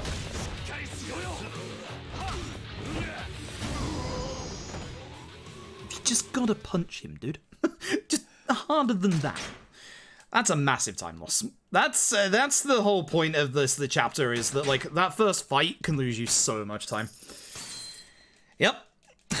That's a rough chapter. That's one of the chapters that I'm most afraid of in the run, because you can just lose time like that. I would say that 10 seconds of that was Kuze. The rest of it was the fight beforehand. The fight beforehand went horrifically badly. Speaking of fights that can go horrifically badly. Oh boy. Oh boy, oh boy, oh boy. There is actually a little bit of time save for me to do in this chapter, by the way. We finally eventually timed it, where we found that running here to the Champion District is quicker than taxiing to the top right part. So there is a tiny bit of time save here. So, not all doom and gloom. But this is one of the most unfortunate chapters. That's a good fight spawn on the left. That's a very good fight spawn. Yo, Ray! Thank you for the raid. You're here to see the little run die. So, this is a problem. Okay, good. That fight spawn that we just had aggro onto us is now in a glitch state of alert. When you have a fight spawn running after you and you go into a story trigger like that, the last fight that gets into a fight with you is literally going to instantly get into a fight with you if it sees you again.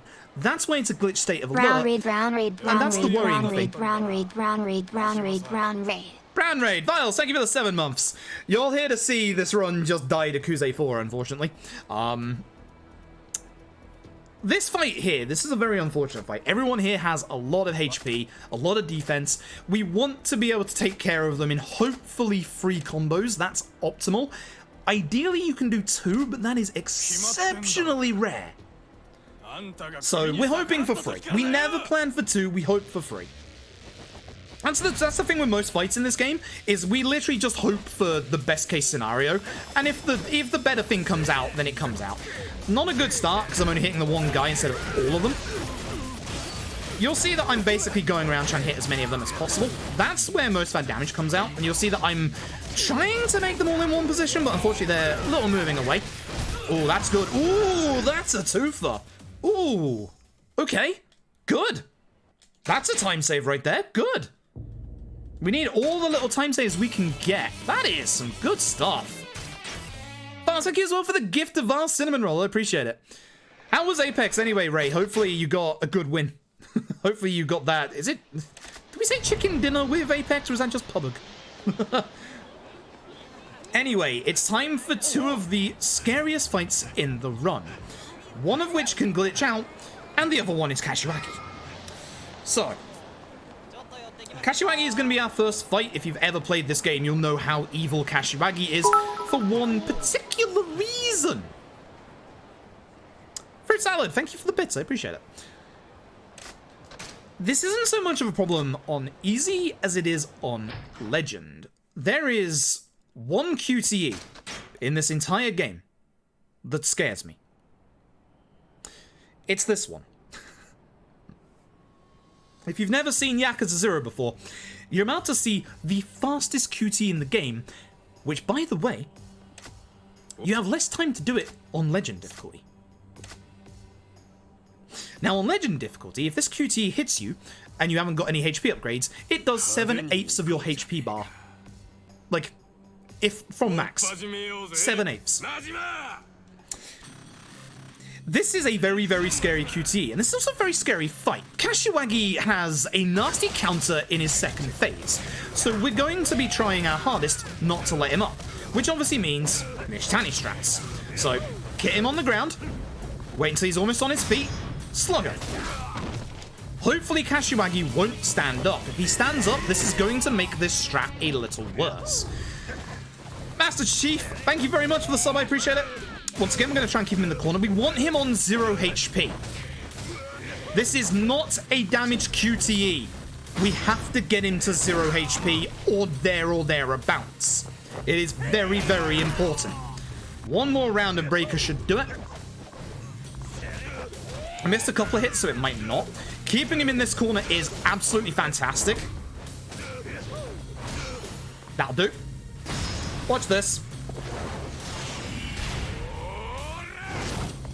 Scariest QC in the game, by far. I don't have enough to hit him with one strong attack, so I did 2 lights instead. If I did 1 strong, he would have survived, and I would have had to have dealt with him after that. You have a couple of seconds at the start of that phase where he will not block or guard or counter. That is your time to finish him off, and that's why we want him on 1 HP.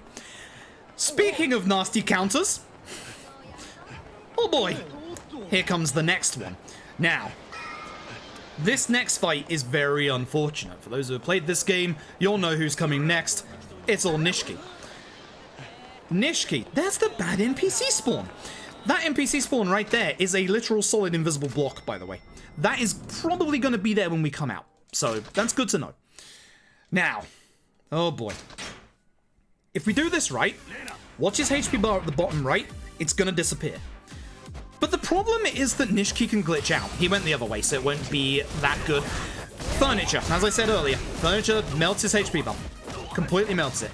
Unfortunately, Nishiki can glitch out. By that I mean that Nishiki cannot traverse into his second phase. This can cost you whatever the game decides. It could be a couple of seconds, could be like 10 seconds or so. It could be an entire minute. Come on, do it. Don't hit him, that's a counter. Come on, do the fast transition, come on. That's fine. Apart from the taunt, that's okay. I'll take it. What can happen, and this is how the glitch works, and it's just random whether it happens or not. It's unfortunate, it happens in all versions of Yakuza 0. It's to do, if you've ever played like a Yakuza game and you know the feel the heat doesn't go through until you hit someone, it's very similar. Nishiki will very briefly, very momentarily, go into his second phase, into his heat mode. When that happens, sometimes Nishiki can revert back to his original stance. That means he's glitched out. At that point, Nishiki is not going to do the move that he's supposed to do, that is supposed to run and grab you. The move he did to me there was the counter. That's not the run and grab. But that's not a bad one because he usually quick transitions to the throw afterwards. This is good. We can tell via what fight spawn is in here via them speaking to that civilian, so we can just run. I can't tell if this is a time loss or not. It's going to be close. It's going to be very close. It's a time save. It's a time save. Ooh, alright. That's a little better. We're a little bit in there. Not too bad. Still in there. Chapter 16. This is unfortunate. We can get sub 350 in the run as is, but it would be a surefire thing if we found a way for this part. This is the other downs part of the run outside of Cabaret. Makoto's sight is coming back, so she can walk on her own. Unfortunately, she can walk on her own, which means she's going to go slower than if we were holding her hand. Now, randomly at points, Makoto is going to fall over. There's... Thanks. It isn't scripted by anything. It is random. It's not whether she, like, walks into anything or anyone. But randomly, she's going to fall over. Now, if you look at the minimap in the bottom left, you'll see that we are the shape of an arrow. When she is more than one arrow shape away from you... Oh, this is bad. That's a bad NPC spawn. When she is more than one arrow shape away from you, which is going to happen in this bit, she is going to teleport. As long as... And this is the horrible bit about the speedrun. As long as we don't look at her, she'll teleport towards us. If we look at her, we have to wait for her to walk towards us. So, if you look at the minimap now, she randomly made all that distance back. She teleports to the closest position behind you where the camera cannot see her. Fun fact, that. Unfortunately, we're not done yet. We've got to keep going. There has been a cash reward out for this bit if anybody manages to find a way to run in this bit, because it's literally just a walking part, and it is literally like 2 minutes long.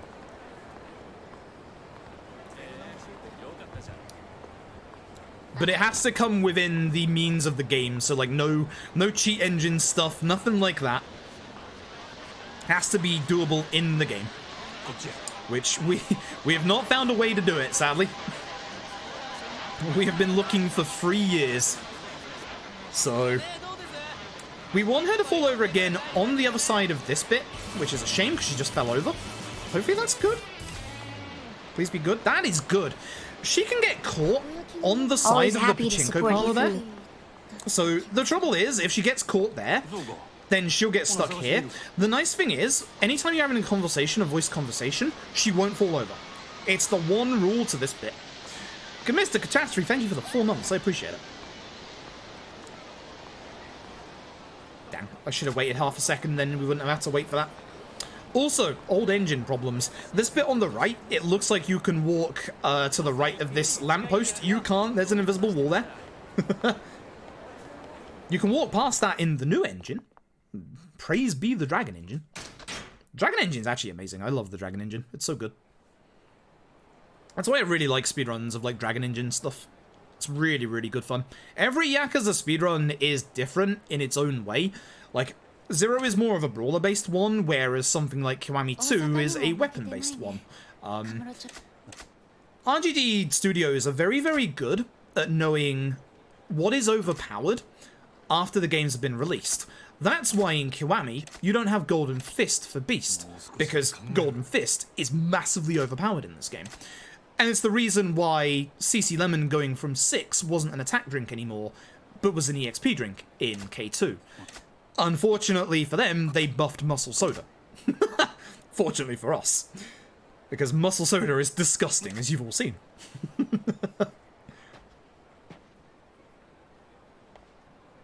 Right, so we're going to go get some takoyaki from Makoto and bring it back, and then she's going to disappear. This is the one part of the run that would really benefit from having that level 3 sprint upgrade that I just missed out on earlier. Because we have to go a very long distance after this. And this is the reason why we grab Cash Confetti on Majima, despite the fact that it's optional. If you were to get a bad fight spawn here, you wouldn't be able to deal with it in any way. So having the luxury of Cash Confetti just in case is really nice. But we got to run over to the empty lot. So, there's no good taxi point nearby. It's quicker just to run. And this is the reason why level 3 sprint would be nice, and also why we have Cash Confetti, just in case there's a fight spawn along here. Now, the quickest route through is next to the shrine here. You can have a very unfortunate opportunity for a fight spawn to spawn in that alleyway right there at the entrance, and it be one of the ones that's aggressive towards civilians. So it's the ones that you have to like actually like press X on. Now, if you have one of those, they are a giant invisible wall that you can't walk past. I've lost a run to that. I'm not bitter. It's always have to play to figure this stuff out. For reference, I've been doing Yakuza 0 for 3 years at this point. So, the location of every single sub-story, every single taxi point, and everything that I need to do is all up here. There are unfortunately no written notes for 0. Actually, there is. X-Play made some. But I never made written notes myself. It took 2 years for me to make notes for K2, and that's the shortest Yakuza speedrun. And even then, they're out of date at this point. Remind me to, when I get a bit of free time, remind me to update the K2 any % notes, because they are massively behind, and that sucks. Especially if we do the thing that we're planning to do. I guess I'll soft announce it. It's gonna be a couple of months away at this point. I would like to give back to the Yakuza community and the Yakuza speedrun community. So what I am going to do is I am going to, with the help of the community, put on a Yakuza Kiwami 2 speedrun tournament. It'll be available for anyone to enter, although we're trying to figure out console stuff at the minute because console stuff is a little rough compared to PC stuff. So we're trying to figure that out at this point. But it will be K2 any % tournament. Free for anyone to enter. I will be putting in $100 into the prize pool. So it will have a prize pool to it. It will be the any % run. There might be a side thing of the Majima Saga, because Majima Saga is a literal 10-minute speedrun, by the way. Literally 10 minutes. But we have to figure a few things out at the minute, because, like, the optimal timing for K2 is loadless, which console doesn't have, unfortunately, so we have to figure out what we're going to do with that. I wanted to go on the other side of the sky, that was bad movement. If you all would like to run towards me, I'd appreciate that, thank you. You aggroed too late. Oh, you have a lot of HP. Wow, I left this guy way too long. That's bad. It's really bad. Yeah, K2 notes don't have Shindo shooting strat, for example. Also, the weapon route in it is a little old. We do a bit more. I'm not sure if concise is the word that I'm after here, but we have a much more recognized but kind of awful route. Essentially, the route that we're currently using for weapons in K2, we have essentially 5 spare hits, and that's if... I'm not going to risk it. 5 spare hits, and that's if you get the spare sword in Chapter 3. And even then, it might be changing again. So... that's the other reason why I haven't updated the notes just yet, is because there's a couple of different things that we need to implement into the run. Basically, me and Tap are going to start picking up the crowbar in the Chapter 6 set piece, because that's going to make some of those mid-game fights much faster. You'd hate to drop it like that. What I will say in regards to the K2 speedrun tournament, when I announce it, which won't be for like another month from now, I will give at least a month's notice. That way people who want to learn the run have the time to learn the run. So you are looking at a minimum of like 2 months away from this point. There is a week in May where I'm going to have a bunch of free time, actually, right at the end of May, that would actually be the perfect time for it. I'd be able to do a whole bunch of like restream and commentary for it. So that might be when it is. It might be the end of May. But I'm going to say this out right now. I am planning the 0 to 7, aka Yakuza 0 through 7, all in one sitting for the end of May. That has been the date in my mind for a while. I pushed me back. That has been the date in my mind for a while now. Because I've already done the 0 to... why are you looking the other way? I've already done the 0 to 6, which was 24 hours and 20 minutes, and I think that the 0 to 7 will be sub 30 hours.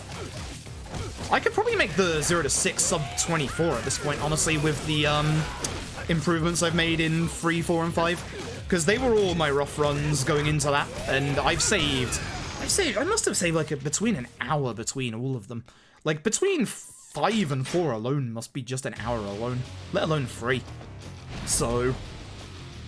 I'm fairly certain I could sub 24 hour the 0 to 6, but the end of May is when I'm considering for the 0 to 7. I have a very... I don't have that much free time these days, but at the end of May, I've got a big chunk of free time that I'm looking at, so that's kind of what I'm thinking there.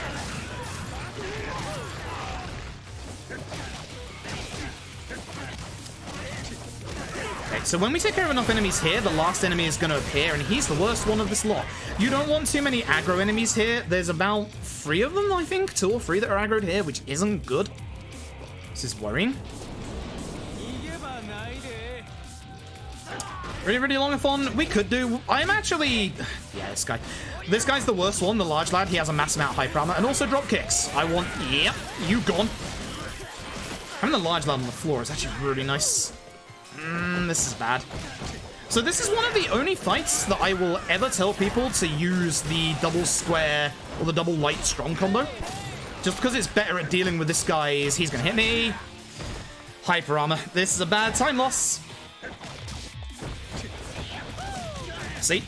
He's not somebody that goes down, you see, so he's actually not too bad to... Please kill him, thank you. Cool. He's one of those that isn't actually that bad to use it against. I'm going to lose a tiny bit of time off gold, but we're going to save a tiny bit of time overall. Not too bad. Okay, so we kind of need this time save because this next split coming up is... Not this next split, the split afterwards is one of the hardest splits that I have ever set for any speedrun in my life. The finale is horrific. My finale in my PB, I barely put a foot wrong. I am scared of this split. Not this split, the split after the split. But I'm scared of the Awano split, the one that's after the last Kuze. I am scared of the split. Very, very scared of the split.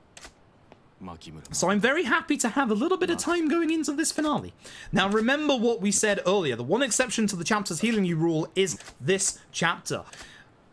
Any HP we had left over from the last split is going into this one, or the last chapter of Kiryu. This is also the last time we have to worry about Shakedown. So,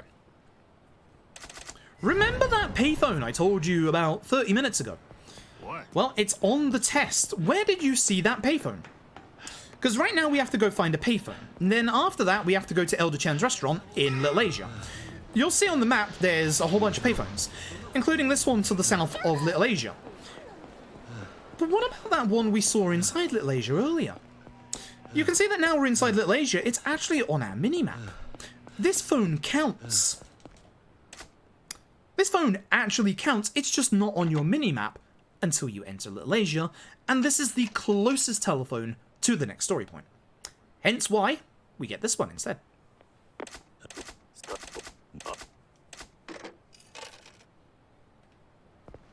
It's really hard to run around the interior parts of Little Asia. You just bounce off a lot. You just have to react to it. So, with that, we're now going to head back up to West Park.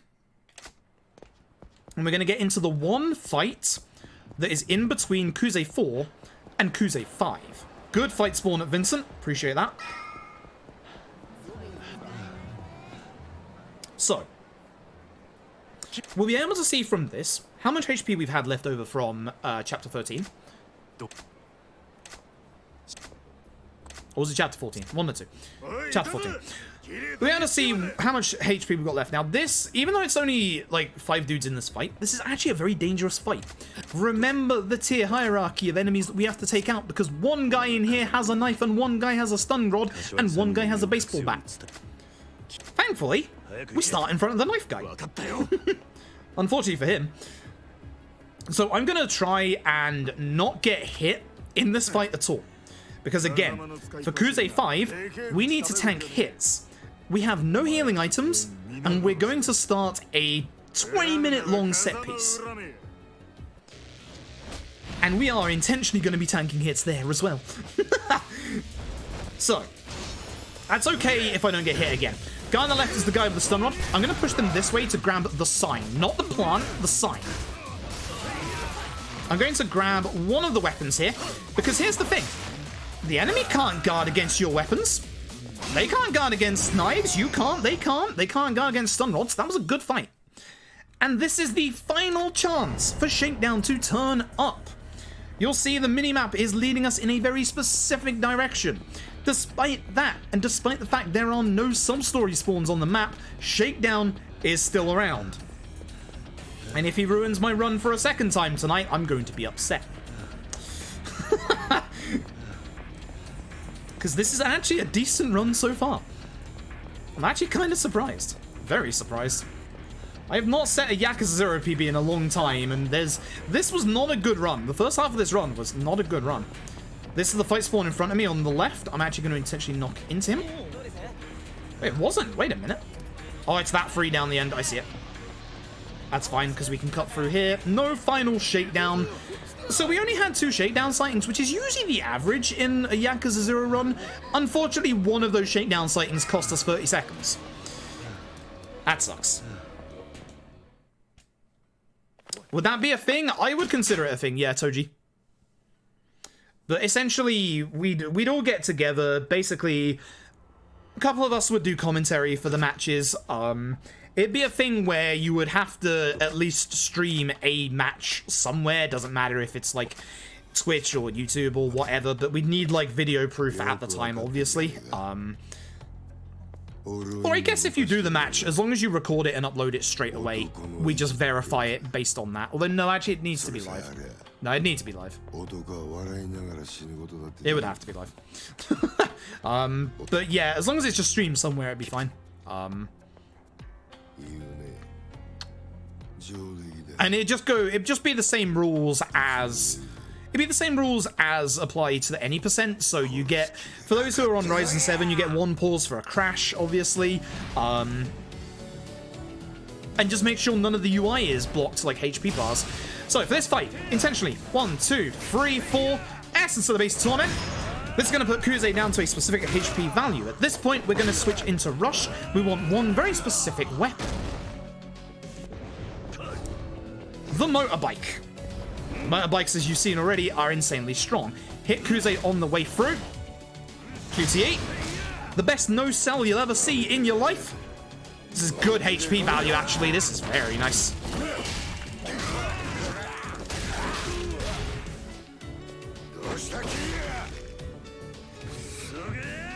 Oh, yeah. You can sometimes glitch out this motorbike and get 2 hits with this. Like so. Good Kuze. Hot damn. Soka, thank you for the host. Good Kuze. Hot damn. That double hit. Oh, I think I know what causes the double hit. Because the first hit of the motorbike goes down to the second form of the motorbike. It breaks. I'm fairly certain that's how you get the double hit. Hot damn. And I'm glad, because this is the hardest split I've ever set in my life. Oh boy. This is the part I'm actually scared of. This is the part that I might shut up and concentrate for, because one wrong little fight, one wrong little bit of movement is going to cost me. Now, the important thing that I didn't mention in that fight is you have to come out of that fight with full heat. If you are struggling with the finale, if you're playing on Legend or Hard, for example, I'm about to show you something that might make you mad.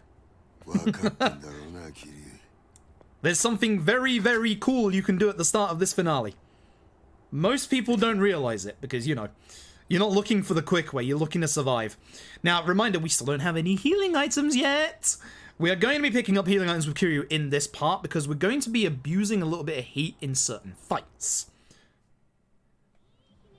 But that's the reason why you can't come out here with no heat, is because you don't have any way to replenish it.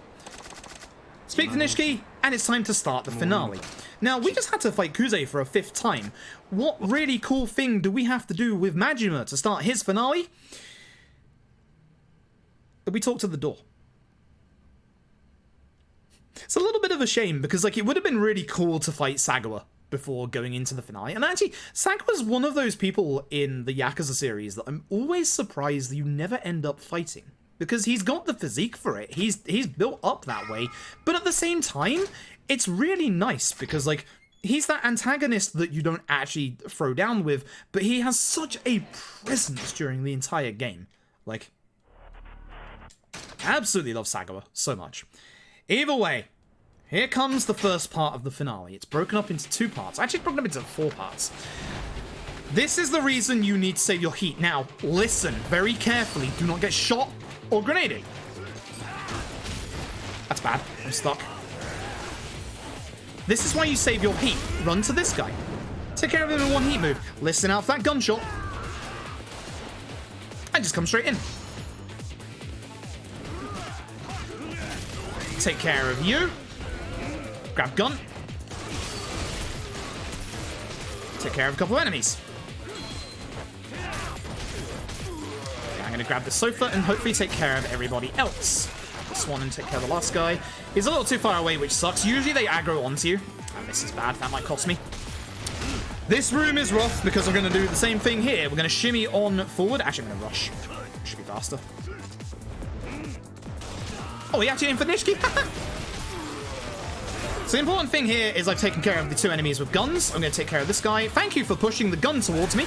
I appreciate that. Do appreciate that. We're going to change to rush because we want to move kind of far here. But also we're going to sneakily grab that Stamina Royale on the right. This is going to allow us to do a heat move in the next part. Because this fight coming up is one of the more frustrating ones if you don't use a heat move. Hug the left because this is where the hitbox is to spawn this guy in. It's a large lad. You already know what large lads are like. Drop kicks, massive hyper armor, blah, blah, blah. We're going to try and run forward, grab the table, and hopefully hit him. Please don't guard. That's unfortunate. With our last hit left, we are going to use a heat attack. Now, you don't want to come out of this fight without any heat. This actually might be enough. I could keep my Stamina Royale, which is going to make the next part kind of scary. Ooh. So, that's the reason why you keep your heat. There's a guy with a barrel. You know the drill. You know exactly what's about to happen here. Run forward with Brawler if we have enough heat, hopefully. We do.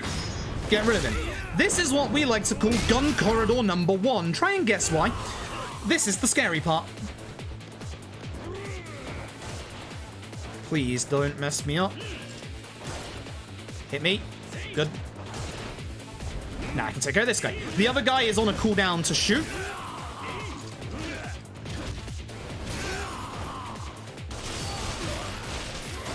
The worry there is getting shot. That's why I wait intentionally for the other guy to shoot, because then I know that his cooldown, he's not going to shoot for a couple of seconds. You're free to take care of the other guy at that point. So it's actually a little better to wait for a second. Now comes 3 large lads. If you are hitting one of them, go for them, because it's really hard to keep hitting these guys. And as you can see, the hyper armor knock you out your combos. You know the drill. Hello, large lad. If you're on one left, you can also use the heat move. Heat moves are your friends here. Please hit him again quickly. Nice. Gun corridor number 2. Now, one important thing to note about gun corridors is that if you get shot by gun, you don't have hyper armor. That's bad. I wanted him to move forward. Come on, all of you. That's bad. So, I don't have hyper armor. So, the trouble is, I can get shot by all of them. It's going to hit me again. That's fine. No. I want the gun so I can just shoot him. This is bad. This is losing me a bunch of time. The nice thing is, though, I don't have to worry about healing for Shibusawa.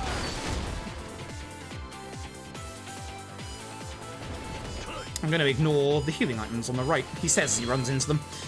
I didn't change back to Beast. That sucks. I mistimed that. That's bad. You want to change to Beast before you hit the stairs. That way you can be in Beast for final fight. Second part of the finale. It was okay. It went a bit awry at the end, but other than that, it was okay. Start by normally attacking with Majima. It kicks the furniture literally everywhere. Aim for this guy in the suit because he has the most defense, and he is usually the one that aggroes.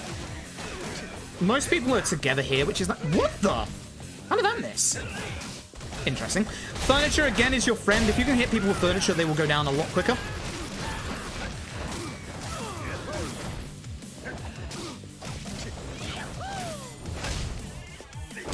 This is one of the worst rooms in the game. Attack, immediately. 3 large lads, and yep. Go for Yoshi. Yoshi doesn't pay his taxes. Unbelievable. Yoshi is the worst one. He aggroes, and he basically doesn't get hit a lot. Cool. Not great, but not too bad. Remember a similar set of stairs to these earlier in Chapter 1? Well, hey, here's the thing. You don't have to deal with this one. Bye.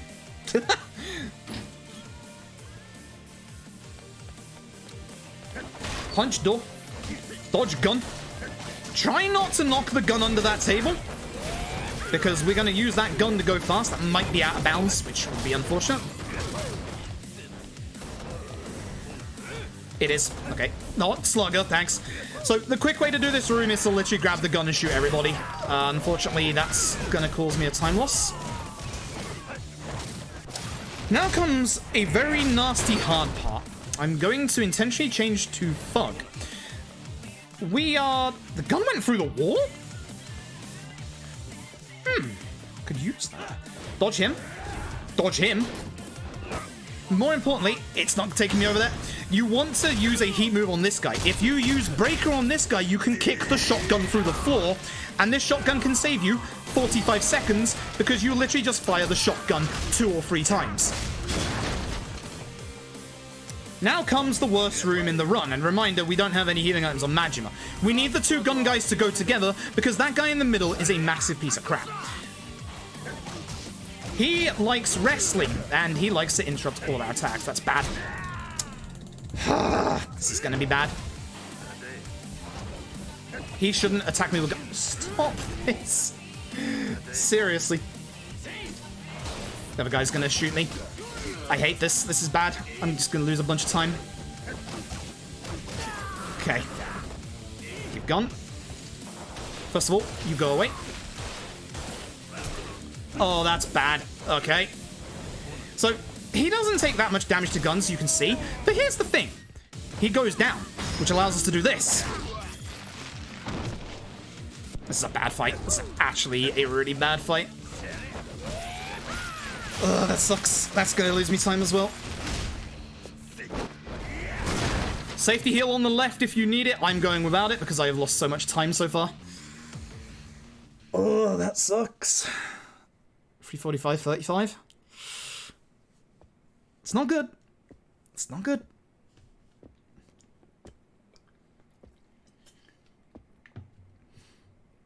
There's about a minute of cutscenes here. This is not good. I'm probably losing some time. This is going to be close. It's going to be very close. So, Wano. First time you fight a Wano, funnily enough. This fight... It can go fast or it can go slow. Hopefully it goes fast. We just need him to... We need him to behave. Doesn't always happen, that. So, he is like Wen Li in that he's a larger build character. So he's one of the medium/larger guys. That means he's not going to stay on the ground for Nishtani strats. We can make him, however.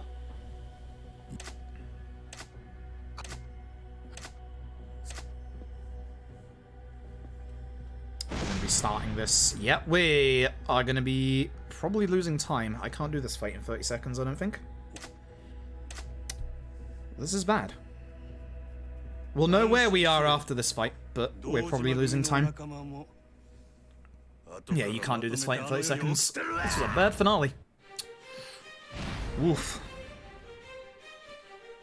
Now, whether we're going to lose a massive amount of time, that's ain't to be seen. This is a good angle. You want to hit him towards the furniture on the right. The furniture will not only do an insane amount of damage to him, but it will also keep him on the ground like that, which enables us to do Nishtani strats. Gonna start losing time any second now.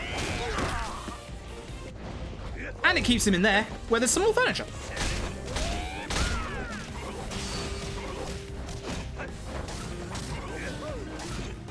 Do the quick hit here, because he's just dead. Up you get. Again, you have to see every mid-fight QTE.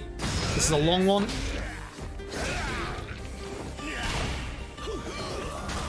Just watching that time slip away. Bad finale. It's a shame. Had some flashes of brilliance. 23-second time loss. Had some flashes of brilliance. Now, speaking of fights that can go horrifically wrong. Basically every fight in the finale, to be honest. We lost that time to Gun Corridor 2 mostly. And a little bit to obviously the guy at the end of Majima's section, which sucks. We actually mostly lost at the guy at the end of Majima's section, I think. Gun Corridor 2 was okay. Not great, but it was okay. Everything else was really good. Now, the nice thing about old Lao Gui here is that for the first part of it, this is my left hand. This is the hand that I use to control Majima's direction. Guess what? You don't need to control Majima's direction. He is positioned perfectly towards the furniture. Now, again, we're hoping the furniture keeps him on the floor. Good. We do not want to see Lao Gui's second or third phase at all. They are some of the hardest to run against in the entire game. Oh no, he got up. Well, piss. Because here's the thing, second phase has a gun and a sword. That's just overkill. Please go towards the furniture, I would love that. Really? Final phase? Really? Now? Really? Really? Game now? Really? Really? That's not nice. Hey, Sofa. That's not nice. PB might be dead.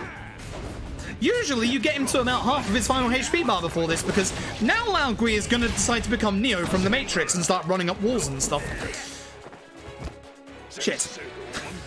We do have the ability to get a good combo in first. Get him to the back wall would be nice. Dodge, just in case. He didn't actually attack. What the? Lao Gui? You alright, bud? You okay, bud? I don't think he's okay. I saved 4 seconds somehow.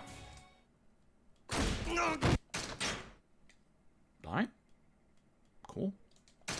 Cool. Alright. Cool. Alright. Cool. I can't explain that. I don't know. Hey, note to self, change to beast. Change to beast because you didn't before you came here. Haha. Come on, don't mess this up. Because this will cost me a little bit of time in this fight. So, one full combo. Hit him on the ground twice. Essence of the Beast Torment. This is going to put him into HP value for the second phase of this fight. Look at that damage. So good. Only hit him once. The other time will delay him a little bit more than this. This is Super Sour's Beast phase. This is what we're tanking. This is why you need a healing item. Usually I don't heal before coming in here, so I'm usually only at like less than half health at this point. By doing the QT here successfully, we'll also get full heat back, which will mean we'll have the full effects of Golden Fist. Go for the table. Sometimes you'll grab a chair, which is fine. The table is the one you want. Table is amazing in this fight. You can also use the heat move to get that weapon out of his hands. This is okay. We want to get him down to 1 HP after Essence of the Beast Torment. Are you listening to me, X-Play? Don't use it at the start of this phase.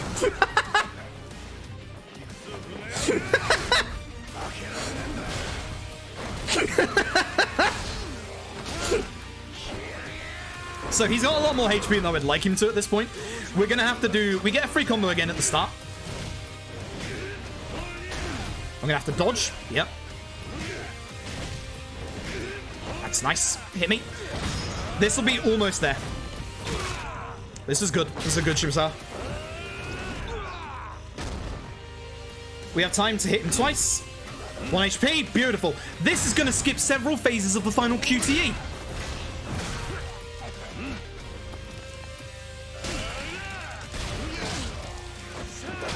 That's a PB. I can't believe I've PB'd Yakuza 0 on a D-Rust. Such a weird one as well. Hi, YouTube!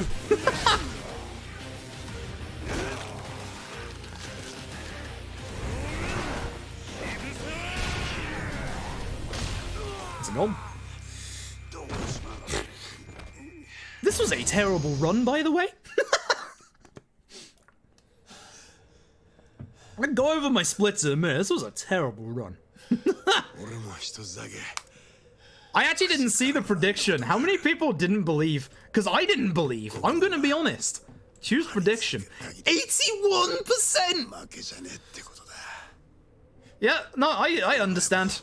No, I understand. Choose outcome. Will we stay ahead or maybe even PB? Yeah, we did!